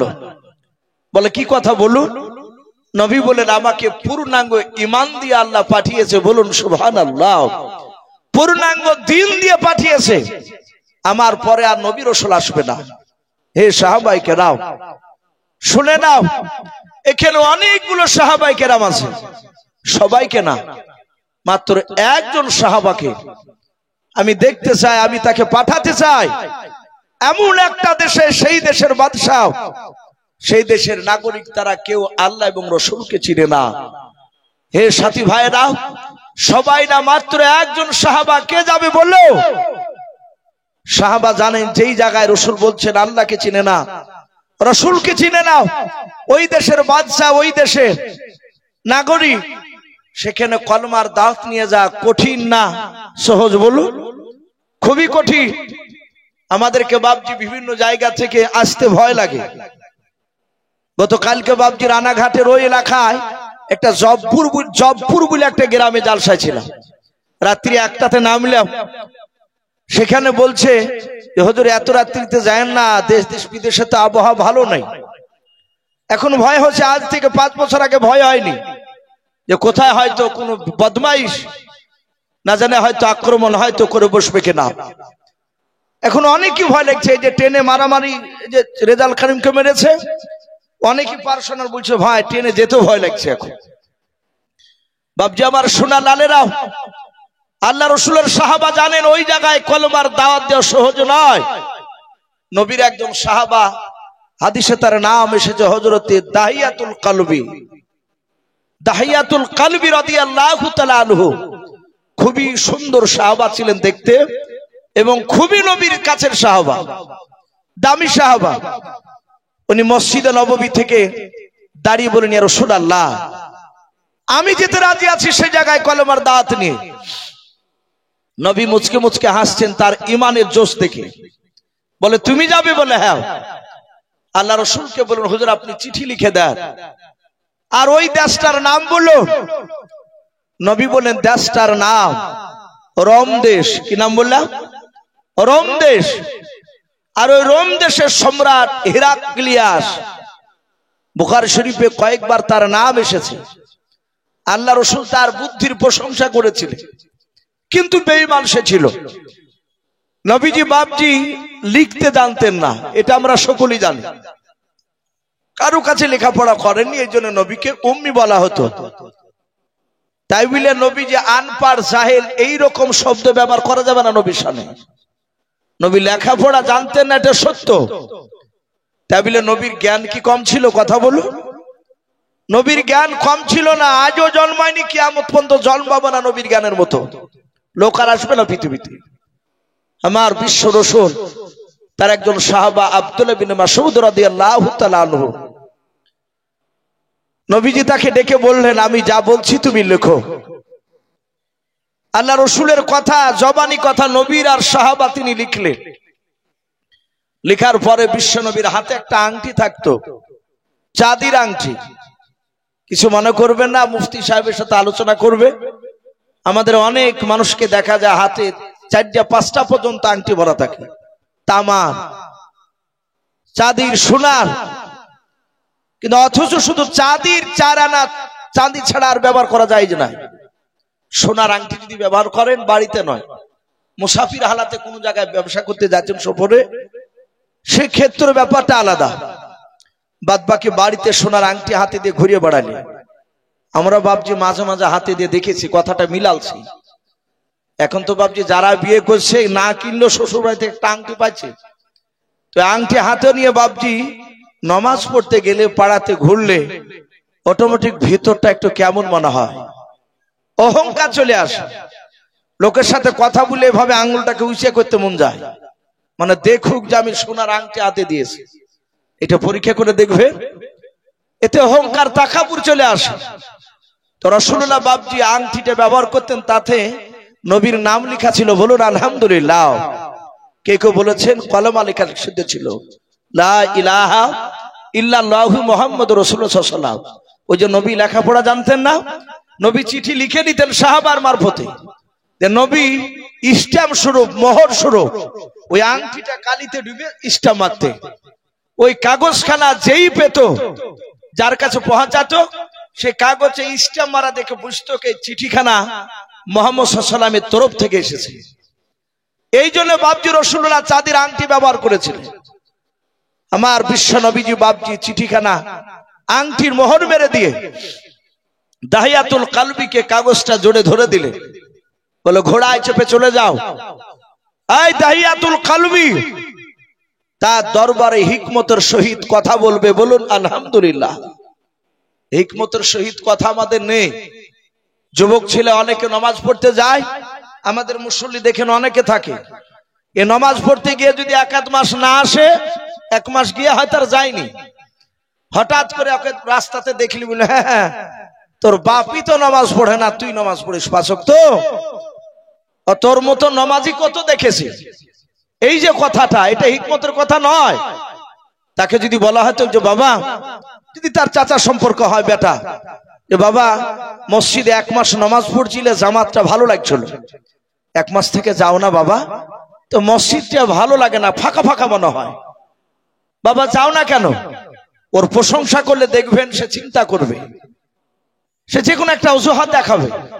আর একটা লোক এসে যদি বলে যে ভাই মসজিদে যাচ্ছিলে কত ভালো লাগছিল, যাও না, তো মসজিদটা ফাঁকা ফাঁকা মনে হয়, সে দেখবে তো সবাই তো লক্ষ্য রাখে, ওই ব্যক্তি আর মসজিদে না গিয়ে থাকতে পারবে না। বলুন সুবহানাল্লাহ। এ হচ্ছে হিকমতের কথা। আর প্রথমে যদি বলেন তোর বাপই তো পড়ে না, তা তুই পড়িস, ও জানতাম যে তুই 1 মাস পড়ে আর পড়বি না, তা ওটা যাবি না। আল্লাহ রসুল বলেন এই সাহাবা দাহিয়াতুল কলবি, রমদেশের সম্রাটের দরবারে সম্রাট একাই থাকে না, রাতে দিনে মিলে তার কাছে 5000 লোক তাকে যুক্তি পরামর্শ দেয়, সাবধানে হিকমতের সহিত কথা বলবা। চলে গেল 5000 লোক বাপজি বসে আছে। দাহিয়াতুল কলবি বলেন আপনাদের মধ্যে বাদশা কে? সবাই বলে ওই দেখো উঁচু সিংহাসনে বসে আছে। হযরতে দাহিয়াতুল কলবি গেলেন, যাওয়ার পরে আমার বিশ্ব রাসূলের সাহাবার চিঠিখানা দেখার পরে হাত থেকে চিঠিখানা নিয়ে তার চোখগুলো লাল হয়ে গেল। জোরে জোরে চিঠি পড়ছিল, তার 5000 লোক শুনছিল। 5000 লোক চিৎকার করে বলল হুজুর একে জবাই করে দেন। এত বড় স্পর্ধা, মদিনা থেকে এসে রমদেশে আমার বাপ দাদা ধর্মকে বাতিল করে দিয়ে নতুন ধর্ম প্রচার করতে চাইছে। দাহিয়াতুল কলবি চিৎকার করে বলে এই সবাই চুপ করে বসো, আমি তোমাদের বাদশা, এর কি করতে হবে না করতে হবে সেটা আমি সিদ্ধান্ত নিয়েছি। ডাক দিয়ে বলল যাহাতে চুপ করতে, সবাই চুপ করে গেল। রমদেশের সম্রাট হেরাক্লিয়াস বাদশা ডাক দিয়ে বলল তুমি তো নবীর কলমা নিয়ে এসেছো, চিঠিতে লেখা আছে, বলে বলো মুহাম্মদ সাল্লাল্লাহু তাআলা আলাইহি ওয়াসাল্লামের একটু 2-4টা ভালো কথা শোনাও দিদি, সে কেমন চরিত্রবান ভালো মানুষ ছিল বলো। সাহাবা ডাক দিয়ে বলেছিল ভাই আমার বিশ্বনবীর সব চরিত্র ভালো, বলে দুটো একটা ঘটনা তুমি শোনাও, এমন তোমার নবীজির কি ভালো কথা। আল্লাহ রসুলের বাপজি কথাগুলো বাপজি তুলে আলোচনা শুরু করে দিল রে বাবা। ডাকে দিয়ে বলেন গো বাদশাহ, আল্লাহর নবী জনাবে মুহাম্মদ রাসূলুল্লাহ সাল্লাল্লাহু তাআলা আলাইহি ওয়াসাল্লাম মক্কা থেকে মদিনা যখন চলে গিয়েছিলেন, মদিনায় যাওয়ার পর আবু জেহেলরা বাপজি তবু ক্ষান্ত হয়নি। আবু জেহেল বেঈমান মৃত্যুর আগ পর্যন্ত নবীকে জানিয়েছিল। আবু জেহেল বলল গো মক্কার লোকেরা, মুহাম্মদ সাল্লাল্লাহু আলাইহি ওয়াসাল্লাম মক্কা থেকে মদিনা যাওয়ার পর শুনে না মদিনায় গিয়ে কলমার দাওয়াত দিতেছে, কে আছো এই মক্কা নগর থেকে ছদ্মবেশ ধরে তোমরা মুহাম্মদ সাল্লাল্লাহু আলাইহি ওয়াসাল্লামকে মদিনায় গিয়ে কে মারবে বলাও। হযরতে দাহিয়াতুল কলবি ডাক দিয়ে বলেছিল বাদশা, ওই সময় মক্কার বেঈমানদের মধ্যে থেকে একটা বেঈমান, তার নাম কিতাবে এসেছে উমাইর। কি নাম বললাম? উমাইর। উমার ফারুক রাদিয়াল্লাহু তাআলা আনহু, উনি না ইনি আলাদা। উমাইর ডাক দিয়ে বলেছিল আমি যেমন খুশি তেমনি আমি সাজতে পারি, আমার ছদ্মবেশ আমি ধরতে পারি, আমি তাকে মারতে যাব। বলে যাও। অনেক রকমের বাপ যে আপনার ছদ্মবেশে চলে গেল, কয়েকটা টাকা কয়েকটা বাপ যে আপনার খাজুরের সঙ্গে কেড়ে নিয়ে পানির সঙ্গে করে নিয়ে বাপনি দৌড়ে চলে গেল। মদিনায় যাওয়ার পর মনে মনে চিন্তা করেছে নবী কোথায় আছে তো আমি জানি না, আর শুনেছি মসজিদে নববীতে নাকি আছে, কিন্তু কোথায় মসজিদে নববী জানি না।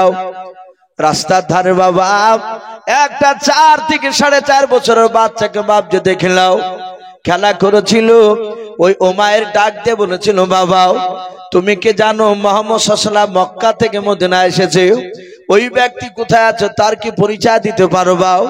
ডাক দিয়ে বলল ভাই না ওগো চাচা, ওই মুহাম্মদ সাল্লাল্লাহু আলাইহি ওয়াসাল্লামকে আপনি লোক কেন বলছেন? উনি তো আল্লাহর নবী। বলুন সুবহানাল্লাহ। ডাক দিয়ে বলেছিল বাবা আমার ভুল হয়ে গিয়েছে, উনি নবী। উমার ডাক দিয়ে বলল তার পরিচয় কোথায় আছে তুমি কি বলতে পারবা? ঠিকানা বলে হ্যাঁ। বলে সামনের দিকে চলে যাও, যার পর ডান দিকে একটু রাস্তা দেখবা, ব্যাকে গিয়ে দেখবা মসজিদে নববী। বলে হ্যাঁ, ওই মসজিদে নববীতে আমার বাপ চাচারা তার কথা শুনতেছে। বলে ভালো হলো আমি পরিচয় পেয়ে গেলাম। মনে মনে ভাবলো মুহাম্মদ সাল্লাল্লাহু আলাইহি ওয়াসাল্লাম যখন মসজিদের ভিতরে একা যখন থাকবে, ওই সময় আমি তার কাছে গিয়ে বিষাক্ত ছোরাখানা কোমরে আমি লুকিয়ে নিয়ে এসেছি। ছোরাটা বের করে মুহাম্মদ সাল্লাল্লাহু আলাইহি ওয়াসাল্লামকে মেরে দেবো, একেবারে শেষ হয়ে যাবে, ঝামেলা মিটে যাবে। আল্লাহ রসুলের বাপ যে ঠিকানা পাওয়ার পর বাচ্চা ছেলেটাকে ডাক দিয়ে বলো বাবা তুমি আমার দারুণ উপকার করে দিলে, বড় উপকার করেছো, নাও 5 টাকা তুমি নিয়ে নাও। ওই বাচ্চা ছেলেটা ডাক দিয়ে বলেছিল চাচা আল্লাহ রসুল বলেছেন মানুষের উপকার করে নিয়ে তার বিনিময়ে টাকা নিতে নাই। বলুন সুবহানাল্লাহ। ওগো চাচা টাকা নিব না। যখন এই কথা বললো আর ইহুদি ওই বেঈমান উমাইর বাপি মনে মনে চিন্তা করেছে, আরে ওই মুহাম্মদ সাল্লাল্লাহু আলাইহি ওয়াসাল্লাম কয়েক মাসের মধ্যে মক্কার নয় মদিনার একটা 4 থেকে 4.5 বছর বাচ্চাকে জাদু করেছে। বলুন সুবহানাল্লাহ। এই ছেলেটা ওর তাবি হয়ে গেছে, টাকা নিল না। উমার চলে গেল, চিন্তা করছে দরজা দিয়ে প্রবেশ করা যাবে না, আগে দেখি বেটা একা আছে না তার সাথীদের সাথে নিয়ে আছে। আল্লাহ রসুলের বাবা ওই সময় মসজিদে নববী ঘর খাজুর পাতার বাপ যে ডাল দিয়ে আপনার বেড়া দেওয়া ছিল, ওই খাজুর পাতার ডাল দিয়ে বাপজি ছাদ করা ছিল। সাহাবারা বলেন রাসূলুল্লাহ সহ আমরা সবাই যখন সিজদায় যেতাম, আরবে পানি হলে ওই মসজিদে নববীর ভিতর দিয়ে বাবা পানি পড়ে গিয়ে মাটিটা কাদা হয়ে যেত। সাহাবারা বলেন আমার রাসূল আমরা সকলে সিজদায় যখন যেতাম কপালে পর্যন্ত কাদা লেগে থাকতো। আল্লাহ নবীর সাহাবা সকলে নবীর চেহারার দিকে বাবা চেয়ে আছে, এই দিকে বাবা উমাইর আপনার খাজুর গাছের আপনার পাতাগুলো একটা দরজা নয় বাবা, একটা বেড়ার দিকে তাকিয়ে এইভাবে পাতাগুলো সরে তাকিয়ে দেখছিল নবী একা আছে না দলবল নিয়ে আছে, যাহাতে বাপজি ওকে মেরে দেখতে যাবে। আর ওই সময় দরদি নবী আমার পেছন ঘুরে তাকিয়ে দেখলেন সেই উমাইর বাপজি চেহারা খানাও। আল্লাহ রসুল দেখে চিনতে পেরেছিল বাবা। নবী মনে মনে ধারণা করেছিল হয়তো আমার উমাইর ভাই, আমার ভয়ে হয়তো এখানে আসতে পারে না, সাথী ভাইয়ের ভয়ে হয়তো আসতে পারে না। উমাইর বাপ যে আপনার দেখলো মনে হয় মুহাম্মদ সাল্লাল্লাহু আলাইহি ওয়াসাল্লাম দেখে নিল নাকি। আল্লাহর নবী বলেন সাহাবারা এই মুহূর্তে তোমরা এখান থেকে তোমরা চলে যাও। সব সাহাবারা বাপজি চলে যাচ্ছে। আল্লাহ রসুল বলেন ওরে সাহাবারা পেছন দিকে ঘুরে ঘুরে কেন দেখছো? বলো হুজুর আপনার কাছ থেকে যেতে আমাদের মন চাইলাও কিন্তু উপায় নাই, নবীজি আপনি বাড়ি যেতে বলেছেন। আল্লাহর নবী বলেন এখন চলে যাও, কিছুক্ষণ পর আসবাও। যাহাতে সাহাবারা চলে গেলেন। আল্লাহর নবী আমার পেছন দিকে এইভাবে ঘুরে ডাক দিয়ে বলেছিলেন ওরে আমার উমাইর ভাই, আর মসজিদে নববীর পেছনে লুকিয়ে থেকো না, দাঁড়িয়ে থেকো না। ওরে ভাই আমার সাথী ভাইরা কেউ নাই, আর ভয় করো না, তুমি চলে এসো। উমাইর বাপজি বুঝতে পেরেছে তো দেখে নিয়েছে। উমাইর বাপজি দরজা দিয়ে যখন মসজিদে নববীর দরজা দিয়ে যখন প্রবেশ করলো, ডান পাটা বাপজি আপনার পা ভরেছে, আর দরজার ডান দিকে বাম দিকে তাকে তাকে দেখতেছিল আল্লাহর নবী জনাবে মুহাম্মদ রাসূলুল্লাহ সাল্লাল্লাহু তাআলা আলাইহি ওয়াসাল্লাম ডাক দিয়ে বললেন ওরে উমাইর ভাই আমার কোন সাহাবা মসজিদ নববীর দরজার আড়ালে কেউ একজনও লুকিয়ে নাই। ওরে ভাই উমাইর ভয় করো না, তুমি কাছে এসো।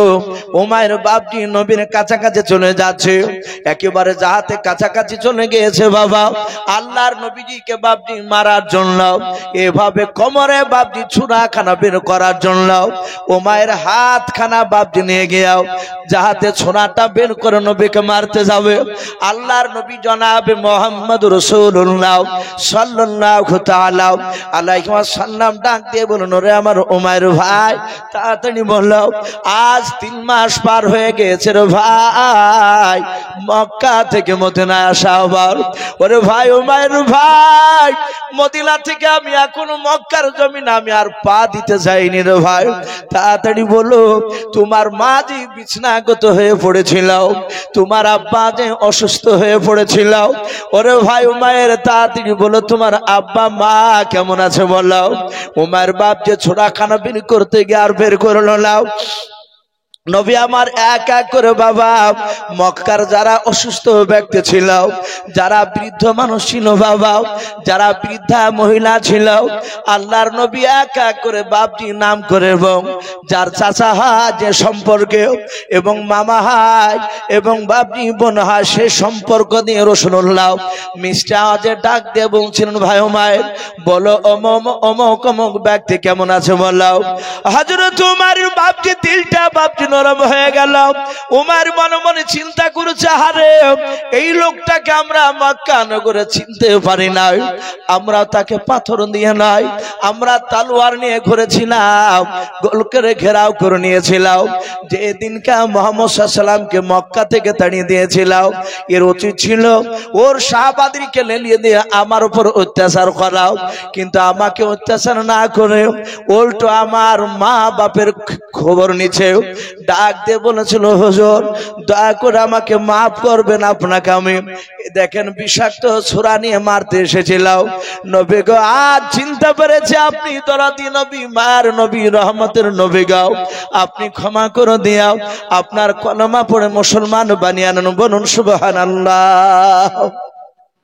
হযরত উমাইর রাসূলের এই রকম 3টা বাপজি ঘটনা ওই রোম দেশের সম্রাট হেরাক্লিয়াসের সামনে বাপজি আলোচনা করলেন। উমাইর বলল, তোমাদের নেতা এত ভালো বলে? হ্যাঁ। সাথে হাতে হেরাক্লিয়াসের চোখ দুটো লাল হয়ে গেল, ডাক দিয়ে বলে, আয় আমার প্রজারা, এই দাহিয়াতুল কলবি রাখুন, হাত পা দড়ি দিয়ে বাঁধ, বেঁধে রাখ এখানে, একে কিছুক্ষণ পর জবাই করা হবে। সব লোকেরা বাপজি হাততালি মেরে বলল, এবার উচিত শিক্ষা হবে। এত বড় ঈশ্বর দাও, মদিনা থেকে সে আমার বাপ দাদার বিরুদ্ধে কথা বলে, তার হাত পা দড়ি দিয়ে বাপজি বেঁধে দিল। দাহিয়াতুল কলবি কাঁদছেন, আল্লাহ একটা লোককে তুমি আমার দ্বারা হেদায়েত বানাবে না, হেদায়েতের মালিক আল্লাহ, এটা আমরা ভালোই জানি। দাহিয়াতুল কলবি তিনি কাঁদছে, কিতাবে লিখেছে বাবা, ওই সময় রোম দেশের সম্রাট ডাক দিয়ে বলল, আমার প্রজাদের মধ্যে থেকে 10টা বুদ্ধিজীবী প্রজা দাঁড়িয়ে যাও যুবক। বলে হুজুর কেন?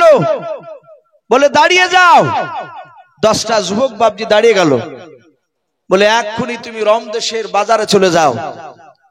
বলে আমরা 10 জনাই যাবো। বলে হ্যাঁ। রোম দেশের বাজারে গিয়ে দেখো গা কোন মক্কার লোক এখানে ব্যবসা করতে এসেছে কিনা। কিতাবে এসেছে রোম দেশে বাপজি মক্কার লোকেরা ব্যবসা করতে যেত। কিতাবে এসেছে ওই সময়তে হযরতে আবু সুফিয়ান পরে যে ঈমান এনেছিলেন, কিন্তু যেই দিনকে রোম দেশে ব্যবসা করতে গিয়েছিল সেই দিন ওই সময় নবীর উপর ঈমান আনেনি। সে কাফির ছিল আবু সুফিয়ান। সে সময় যাহাতে মক্কা নগরে নাই, রোম দেশের বাজারে প্রচার করলে, কেউ আছো কি মক্কা নগরে কোন মানুষ? আবু সুফিয়ান হাত উঁচু করে বলল, আমি মক্কার একটা নেতা, আমি এখানে বড় ব্যবসা করি, তাই ব্যবসা করতে এসেছি। কজন এসেছে? বলে আমরা 10 জনাই। বলে এখনই চলো, আমাদের বাদশাহ রোম দেশের সম্রাট এখনই ডাক দিয়েছে। চলে গেল। যাওয়ার পরই বাপজি দেখছে হযরতে দাহিয়াতুল কলবিকে। আবু সুফিয়ান চিনতে পেরেছে, এই তো সেই, ওখান থেকে এত দূর চলে এসেছে। ডাক দিয়ে বলল, রোম দেশের সম্রাট, এই তোর নাম কি? আবু সুফিয়ান বলল, আমার নাম আবু সুফিয়ান। যাহাতে বাপজি এই কথাটা বলল, বলে কজন এসেছিস? বলে আমরা 10 জন। বাপজি আবু সুফিয়ানকে রোম দেশের সম্রাট বলে, একে চিনিস? বলে ভালো চিনি। একে চিনি, এর যে নেতা, আর নেতার যে কলমার দাওয়াত নিয়ে এসেছে ওকেও ভালো করে চিনি। বলে হ্যাঁ, এবার খেলা জমবে। বাপজি আপনারা অনেকে এখানে আছে, আমার খুব কাছের বন্ধু শাহাবুদ্দিন ভাই, উনি বললেন যে ভাই আমাদের এই জালসাটা আদের জালসা নয়, হ্যান্ডবেলি লেখা নেই। উনি বলছিলেন যে আমরা মসজিদে ইট নিয়ে এসেছি পাঁচির দেওয়ার জন্য। তো পাঁচির কিছুটা মনে হয় হয়েছে, মনে হয় বলছিলেন যে রং করা হয়নি। তা উনি বললেন যে ভাই চাপাচাপি করবেন না, একটু মিনিট 2-3 একটু বলবেন শেষের বেলা। প্রায় রাত্রি 11টা বাজে পার হয়ে গেল। ইনশাল্লাহ আজকে জালসার প্রধান বক্তা আর কয়েক মিনিটের মধ্যে হয়তো হাজির হয়ে যাবে।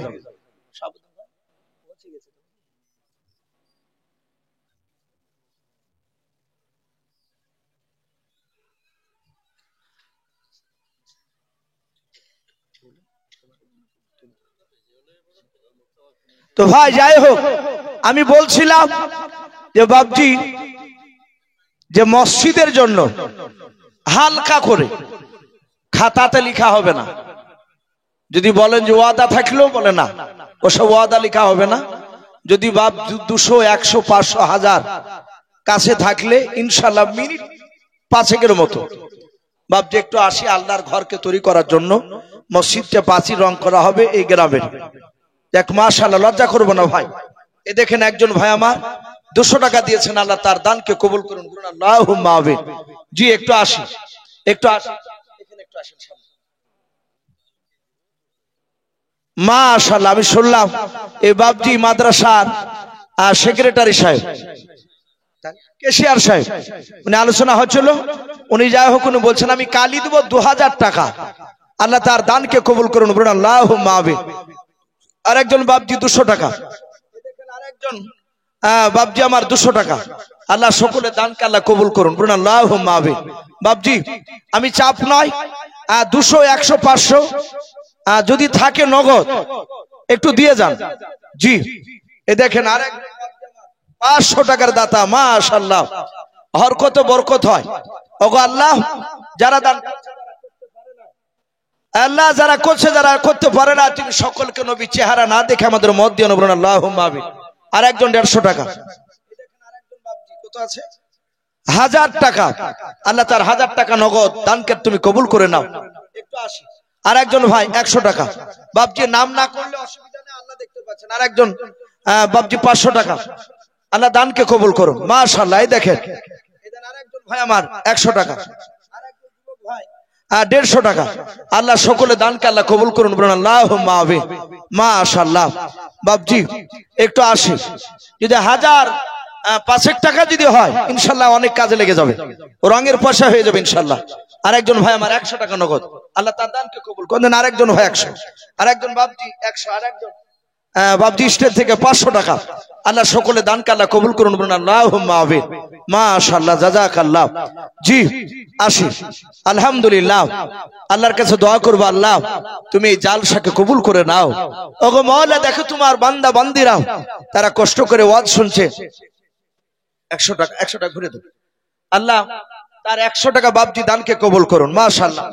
আর একজন ভাই আমার এই দেখেন 200 টাকা দিয়েছেন, আল্লাহ তার দানকে কবুল করুন। জি বাপজি চাপ নয়, লজ্জা করব না, 5 টাকা থাকলেও দিয়ে যাবো ইনশাআল্লাহ।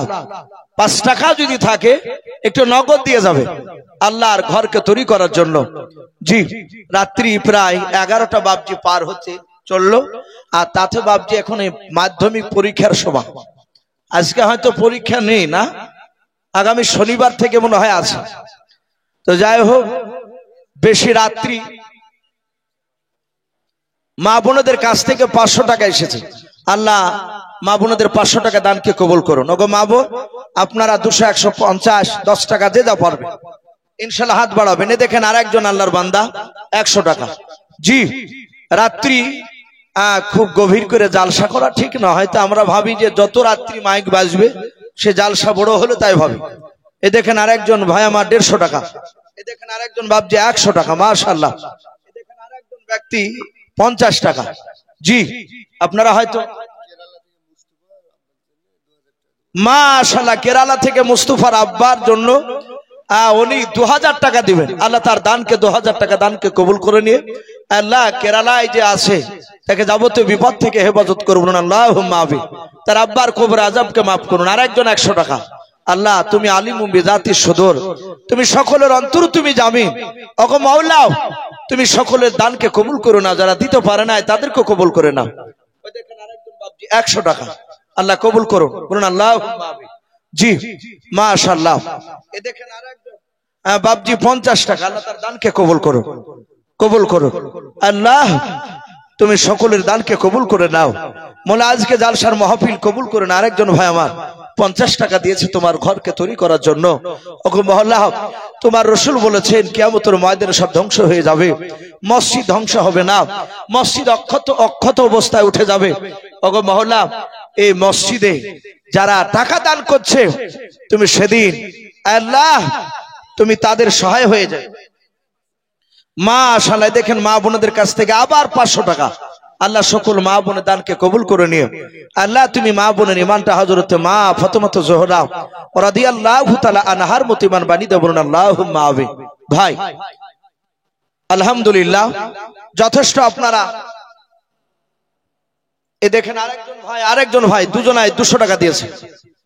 বাপজি যেহেতু এটা আদায়ের জালসা নয়, আদায় বিজ্ঞাপন ডাহিয়ান বলে যদি দেখতেন যে উন্নতি কল্পে জালসাতে অনেকে টাকা নিয়ে আসতো, তো যাই হোক বিনা আদায়ের জালসাতে যেহেতু কমিটির তরফ থেকে একটু বলেছে তাই একটু বললাম, অনেক টাকা হয়ে গেছে মাশাআল্লাহ। আরেকজন ভাই আমার এ দেখেন আহারে কষ্ট করা 50 টাকা দিয়েছেন। আরেকজন ভাই আমার 100 টাকা দিয়েছে।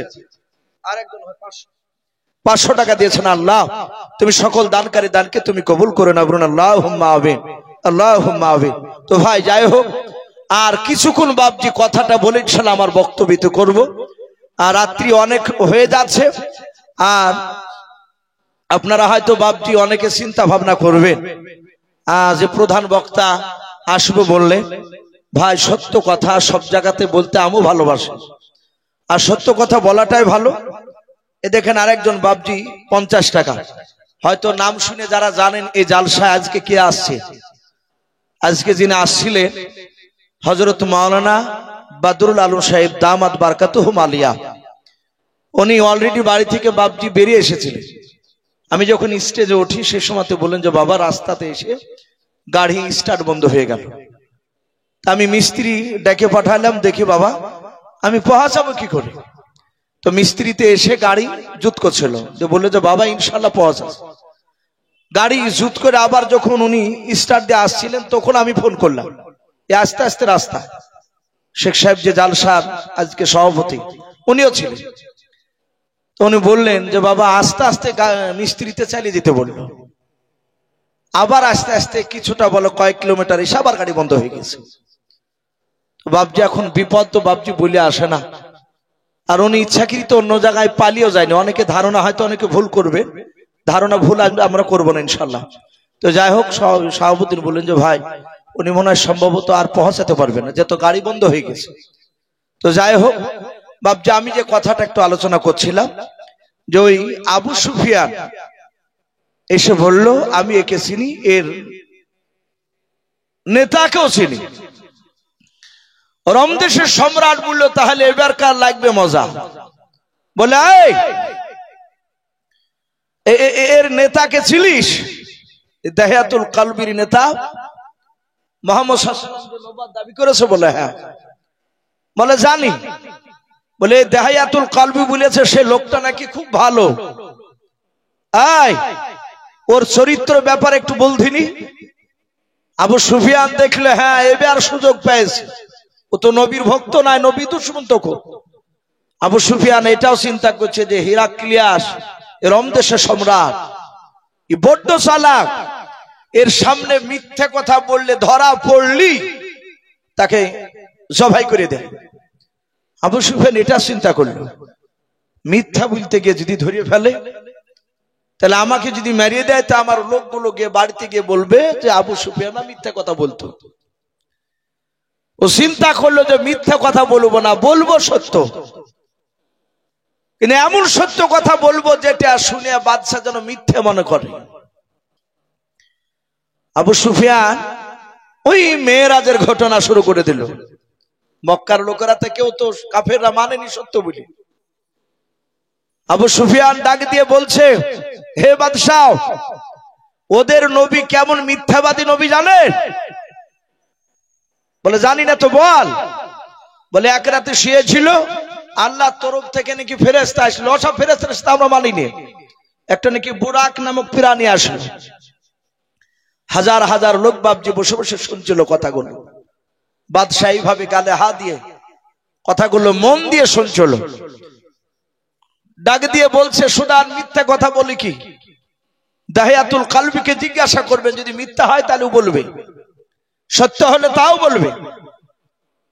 ডাক দিয়ে বলল, মসজিদে হারাম থেকে বায়তুল মুকাদ্দাসে গেল, ওখানে নাকি বুরাকটাকে একটা দরজার গুড়িতে বেঁধে রাখলো। পুরো বাবজি মেরাজের ঘটনা আবু সুফিয়ান শোনালো। এক রাতে ফিরে আসলো, কেউ জানতে পারলো না। আর এই মসজিদে হারাম থেকে বায়তুল মুকাদ্দাস এক রাতে পৌঁছানো সম্ভব নয়। ওগো বাদশাহ নামদার, এটা কি বিশ্বাস করা সম্ভব? আপনি বিশ্বাস করবেন? রমদেশের সম্রাট বলল, না, এত বড় গেজাখড়ি কথা বিশ্বাস করা যাবে না। একই কিরে সম্ভব? মসজিদে হারাম থেকে বায়তুল মুকাদ্দাসে গেল এক রাত্রিতে, কেউ জানতে পারলো না। এটা সম্ভব না, এক রাত্রিতে পৌঁছানো সম্ভব নয়। রমদেশের সম্রাট ডাক দিয়ে বলল, ওকে জবাই করে দেব, ধরে নিয়ে আয়। দাহিয়াতুল কালবিকে বাপ যে আপনারা হাত পাগুলো বাঁধা ছিল ছুটে নিয়ে যাচ্ছে। রমদেশের সম্রাটের সামনে তলোয়ার দিয়ে তাকে জবাই করা হবে। আবু সুফিয়ান বাপ যে এইভাবে আপনার হাত তালি মেরে মেরে আনন্দ করেছিল। ওরে দাহিয়াতুল কালবি, দেখ নবীর কলমার দাওয়াত নিয়ে আসা কত বড় কঠিন। নবী মিথ্যা কথা বলে, তার কথার উপর তোরা আমল করে এত দূরে এসেছিস। এই দাহিয়াতুল কালবি দেখ, এত বড় মিথ্যা কথা মক্কার লোকেরা, আমার দলেরা মানে না, এ বাদশাহ মানে নাও। যাহাতে বাপকে মারতে যাবে।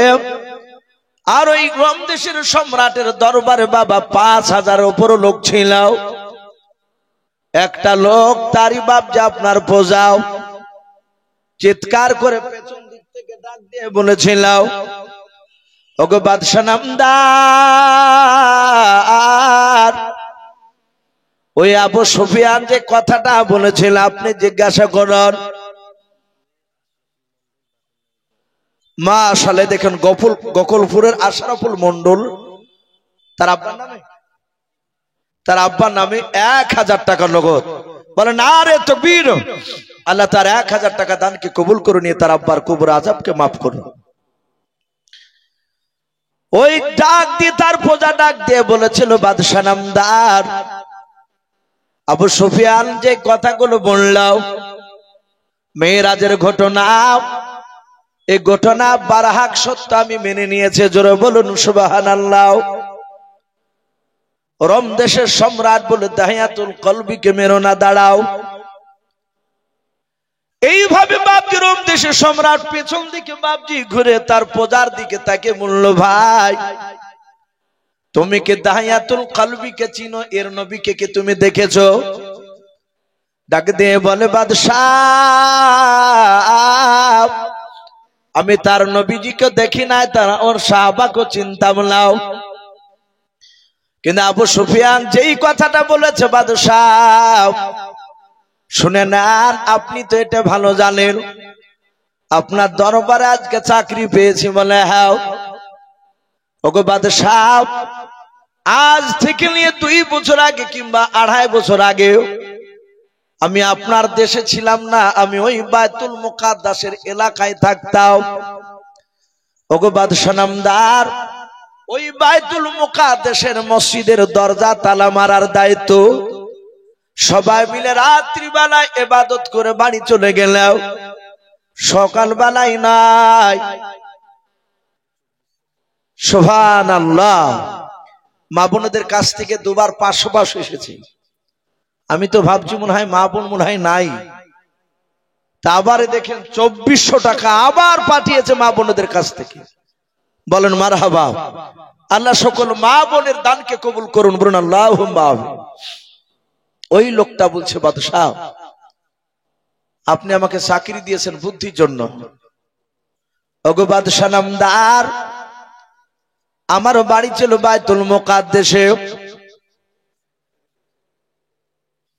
ওই জায়গাতে শুনে নেন বাদশাহ, সবাই মিলে যখন আপনার নামাজ পড়ে রাত্রিবেলা বাড়ি চলে যেত, 5 ওয়াক্ত নামাজ নাই বাবা, নফল নামাজ সে সময় 5 ওয়াক্ত নামাজ মেরাজ থেকে ফিরে এসে নবীজি বলেছেন, ডাক দিয়ে বলেছেন, ওগো বাদশাহ সবাই বাড়ি চলে যেত, আমি দরজাগুলো তালা মেরে দিয়ে বাড়ি চলে যেতাম। আবার সবাই মিলে বাপজি ফজরের সময় নামাজ পড়তে আসতো, আমিও আসতাম। কিন্তু সবার আগে এসে আমি মসজিদে বাইতুল মুকাদ্দাসের দরজার তালাগুলো খুলে দিতাম। এটাই ছিল আমার ডিউটি, আমার চাকরি। ওগো বাদশাহ সেই দিন রজব মাসের কেউ কেউ বাপ যে আমরা শুনতে পাই বাপ যেরকম পাওয়া যায় 27 তারিখে গিয়েছিল।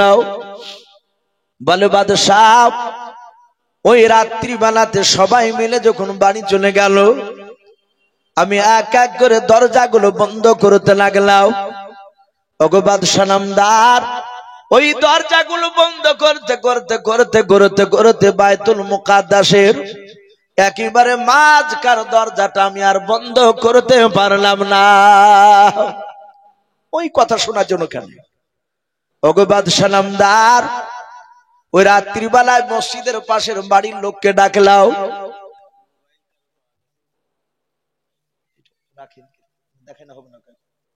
ভাই একটা মোবাইল পাওয়া গেছে, অ্যান্ড্রয়েড সেট মোবাইল।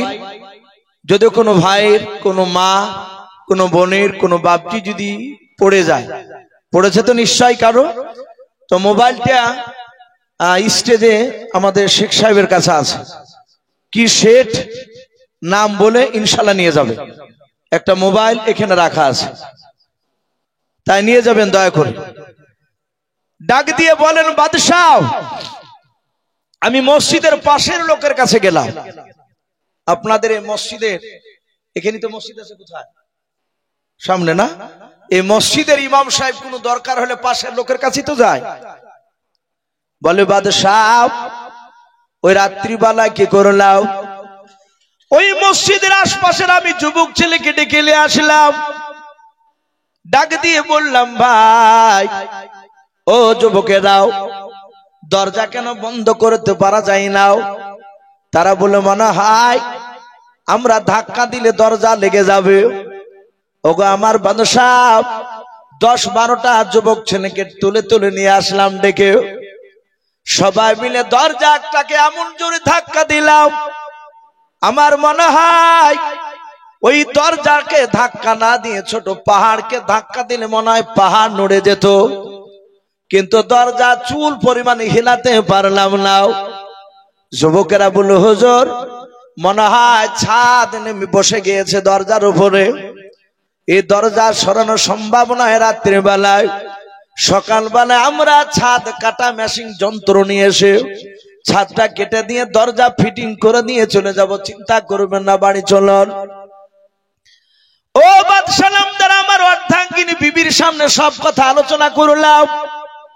মাঝকার দরজাটা ভিড়াতে পারলাম না, খোলা থেকে গেল। ওগো বাদশাহ নামদার, আমি ভালো করে দেখলাম দরজার গুড়ি কোনো পাথর পড়েছিল না। ওই রাত্রিবেলায় আমার বিবির সামনে গিয়ে যখন আলোচনা করলাম, আমার বিবি ছিল আল্লাহ ওয়ালি বুজুর্গ বান্দি ছিল। আমার বিবি কথা শুনে ডাক দিয়ে বলে, আমার মনে হয় আজকে সারা পৃথিবীর মধ্যে আল্লাহর সবচেয়ে কাছের বান্দা হয়তো এখানে নামাজ পড়তে আসবে, বলুন সুবহানাল্লাহ। ওগো আমার বাদশাহ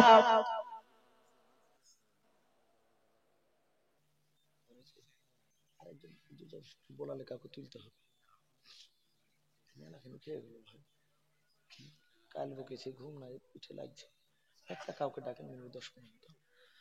হযরত বাদশাহ, বাপজি চলে যাব না বাপ, হুজুর বলে প্রায় 55 তলা চলে এসেছে, আবার মনে হয় গাড়ি স্টার্ট নিয়েছে। আমার এটা বিশ্বাস উনি বাপজি জবান খেলাপ করে না। আমি ওনার সঙ্গে অনেক জালসায় গিয়েছি, আল্লাহ বেঁচে রাখলে আগামীকাল আবার থাকবো বাপজি ওই খড়গ্রাম গোপীনাথপুর বলে একটা গ্রাম, এই বাদরুল আলম সাহেব আমি আগামীকালও আছে একসঙ্গে। আমি দেখেছি ওনার সাথে যতটা চলাফেরা করেছে, উনি মিথ্যা কথা বলে বাপজি অন্য কোথাও পালিয়ে যায় না, এটা আমার অগাধ বিশ্বাস ছিল ওনার উপরে। কিন্তু তবু ব্যতিক্রম ঘটতে পারে, অসুবিধা তো যাই উনি আসছেন ভাই, যারা চলে যাচ্ছি আমরা যাব না ভাই, ঘুরে আসবো। খুব আল্লাহওয়ালা বুজুর্গ মানুষ, ওনার কিছু কোন কথা শুনে ইনশাআল্লাহ একটু দোয়া তো শরীক হবো, বলুন ইনশাআল্লাহ। আমি উনি আস্তে আস্তে বাপজি আরেকজন শেখ সাহেবকে বললাম 2-10 মিনিট কথা বলার জন্য, বাপজি ইনশাআল্লাহ উনি চলে আসবে 55 তলা, মানে আর আধ ঘন্টার মধ্যে ঢুকে যাবে ইনশাআল্লাহ। তো ভাই আমি বলছিলাম, ওই বাদশাহ ডাক দিয়ে বলল, ওগো বাদশাহ নামদার, আমি রাত্রিবেলা বিবিকে বললাম, বিবি ওই কথা বললো, আমি তো গুরুত্ব দিলাম না।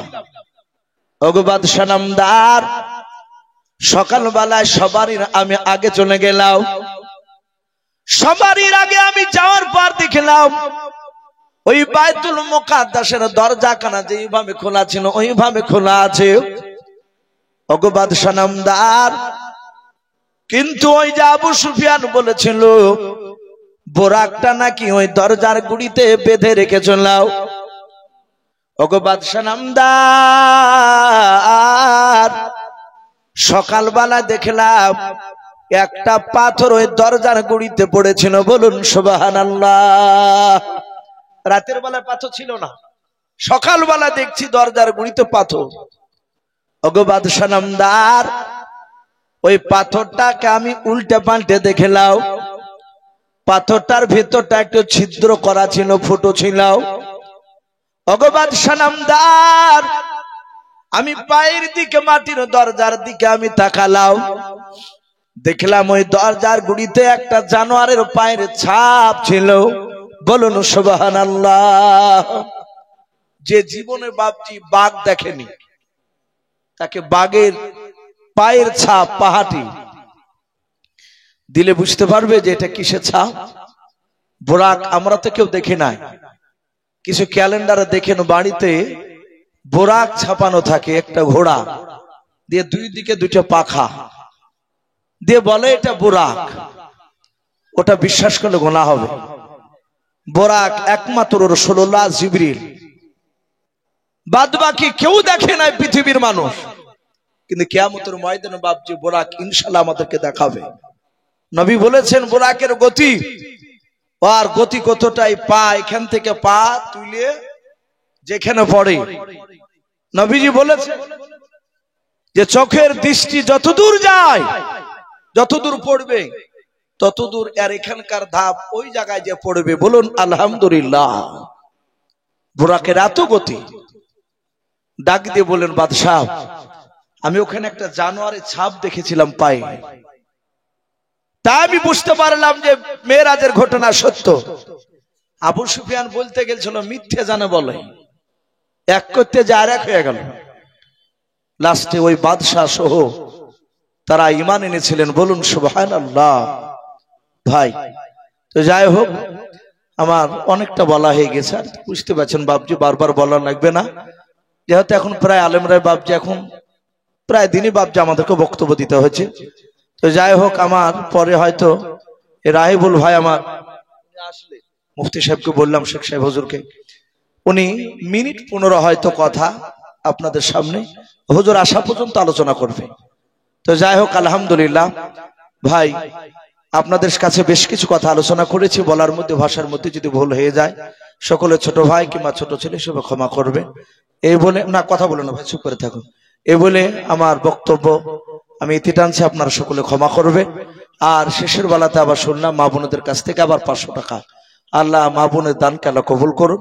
ভাই আপনারা আমার হাতে যা দিলেন দিলেন, হুজুর আসছেন আমার, উনি শেষের বেলাতে হয়তো যদি বলে আপনাদের কাছে থাকলে আবার দানের হাত বাড়াবেন ইনশাআল্লাহ। এ বলে আমার বক্তব্য শেষ করছি। আখিরি দাওয়ানা আলহামদুলিল্লাহি রাব্বিল আলামিন। আসসালামু আলাইকুম ওয়া রাহমাতুল্লাহি ওয়া বারাকাতুহু।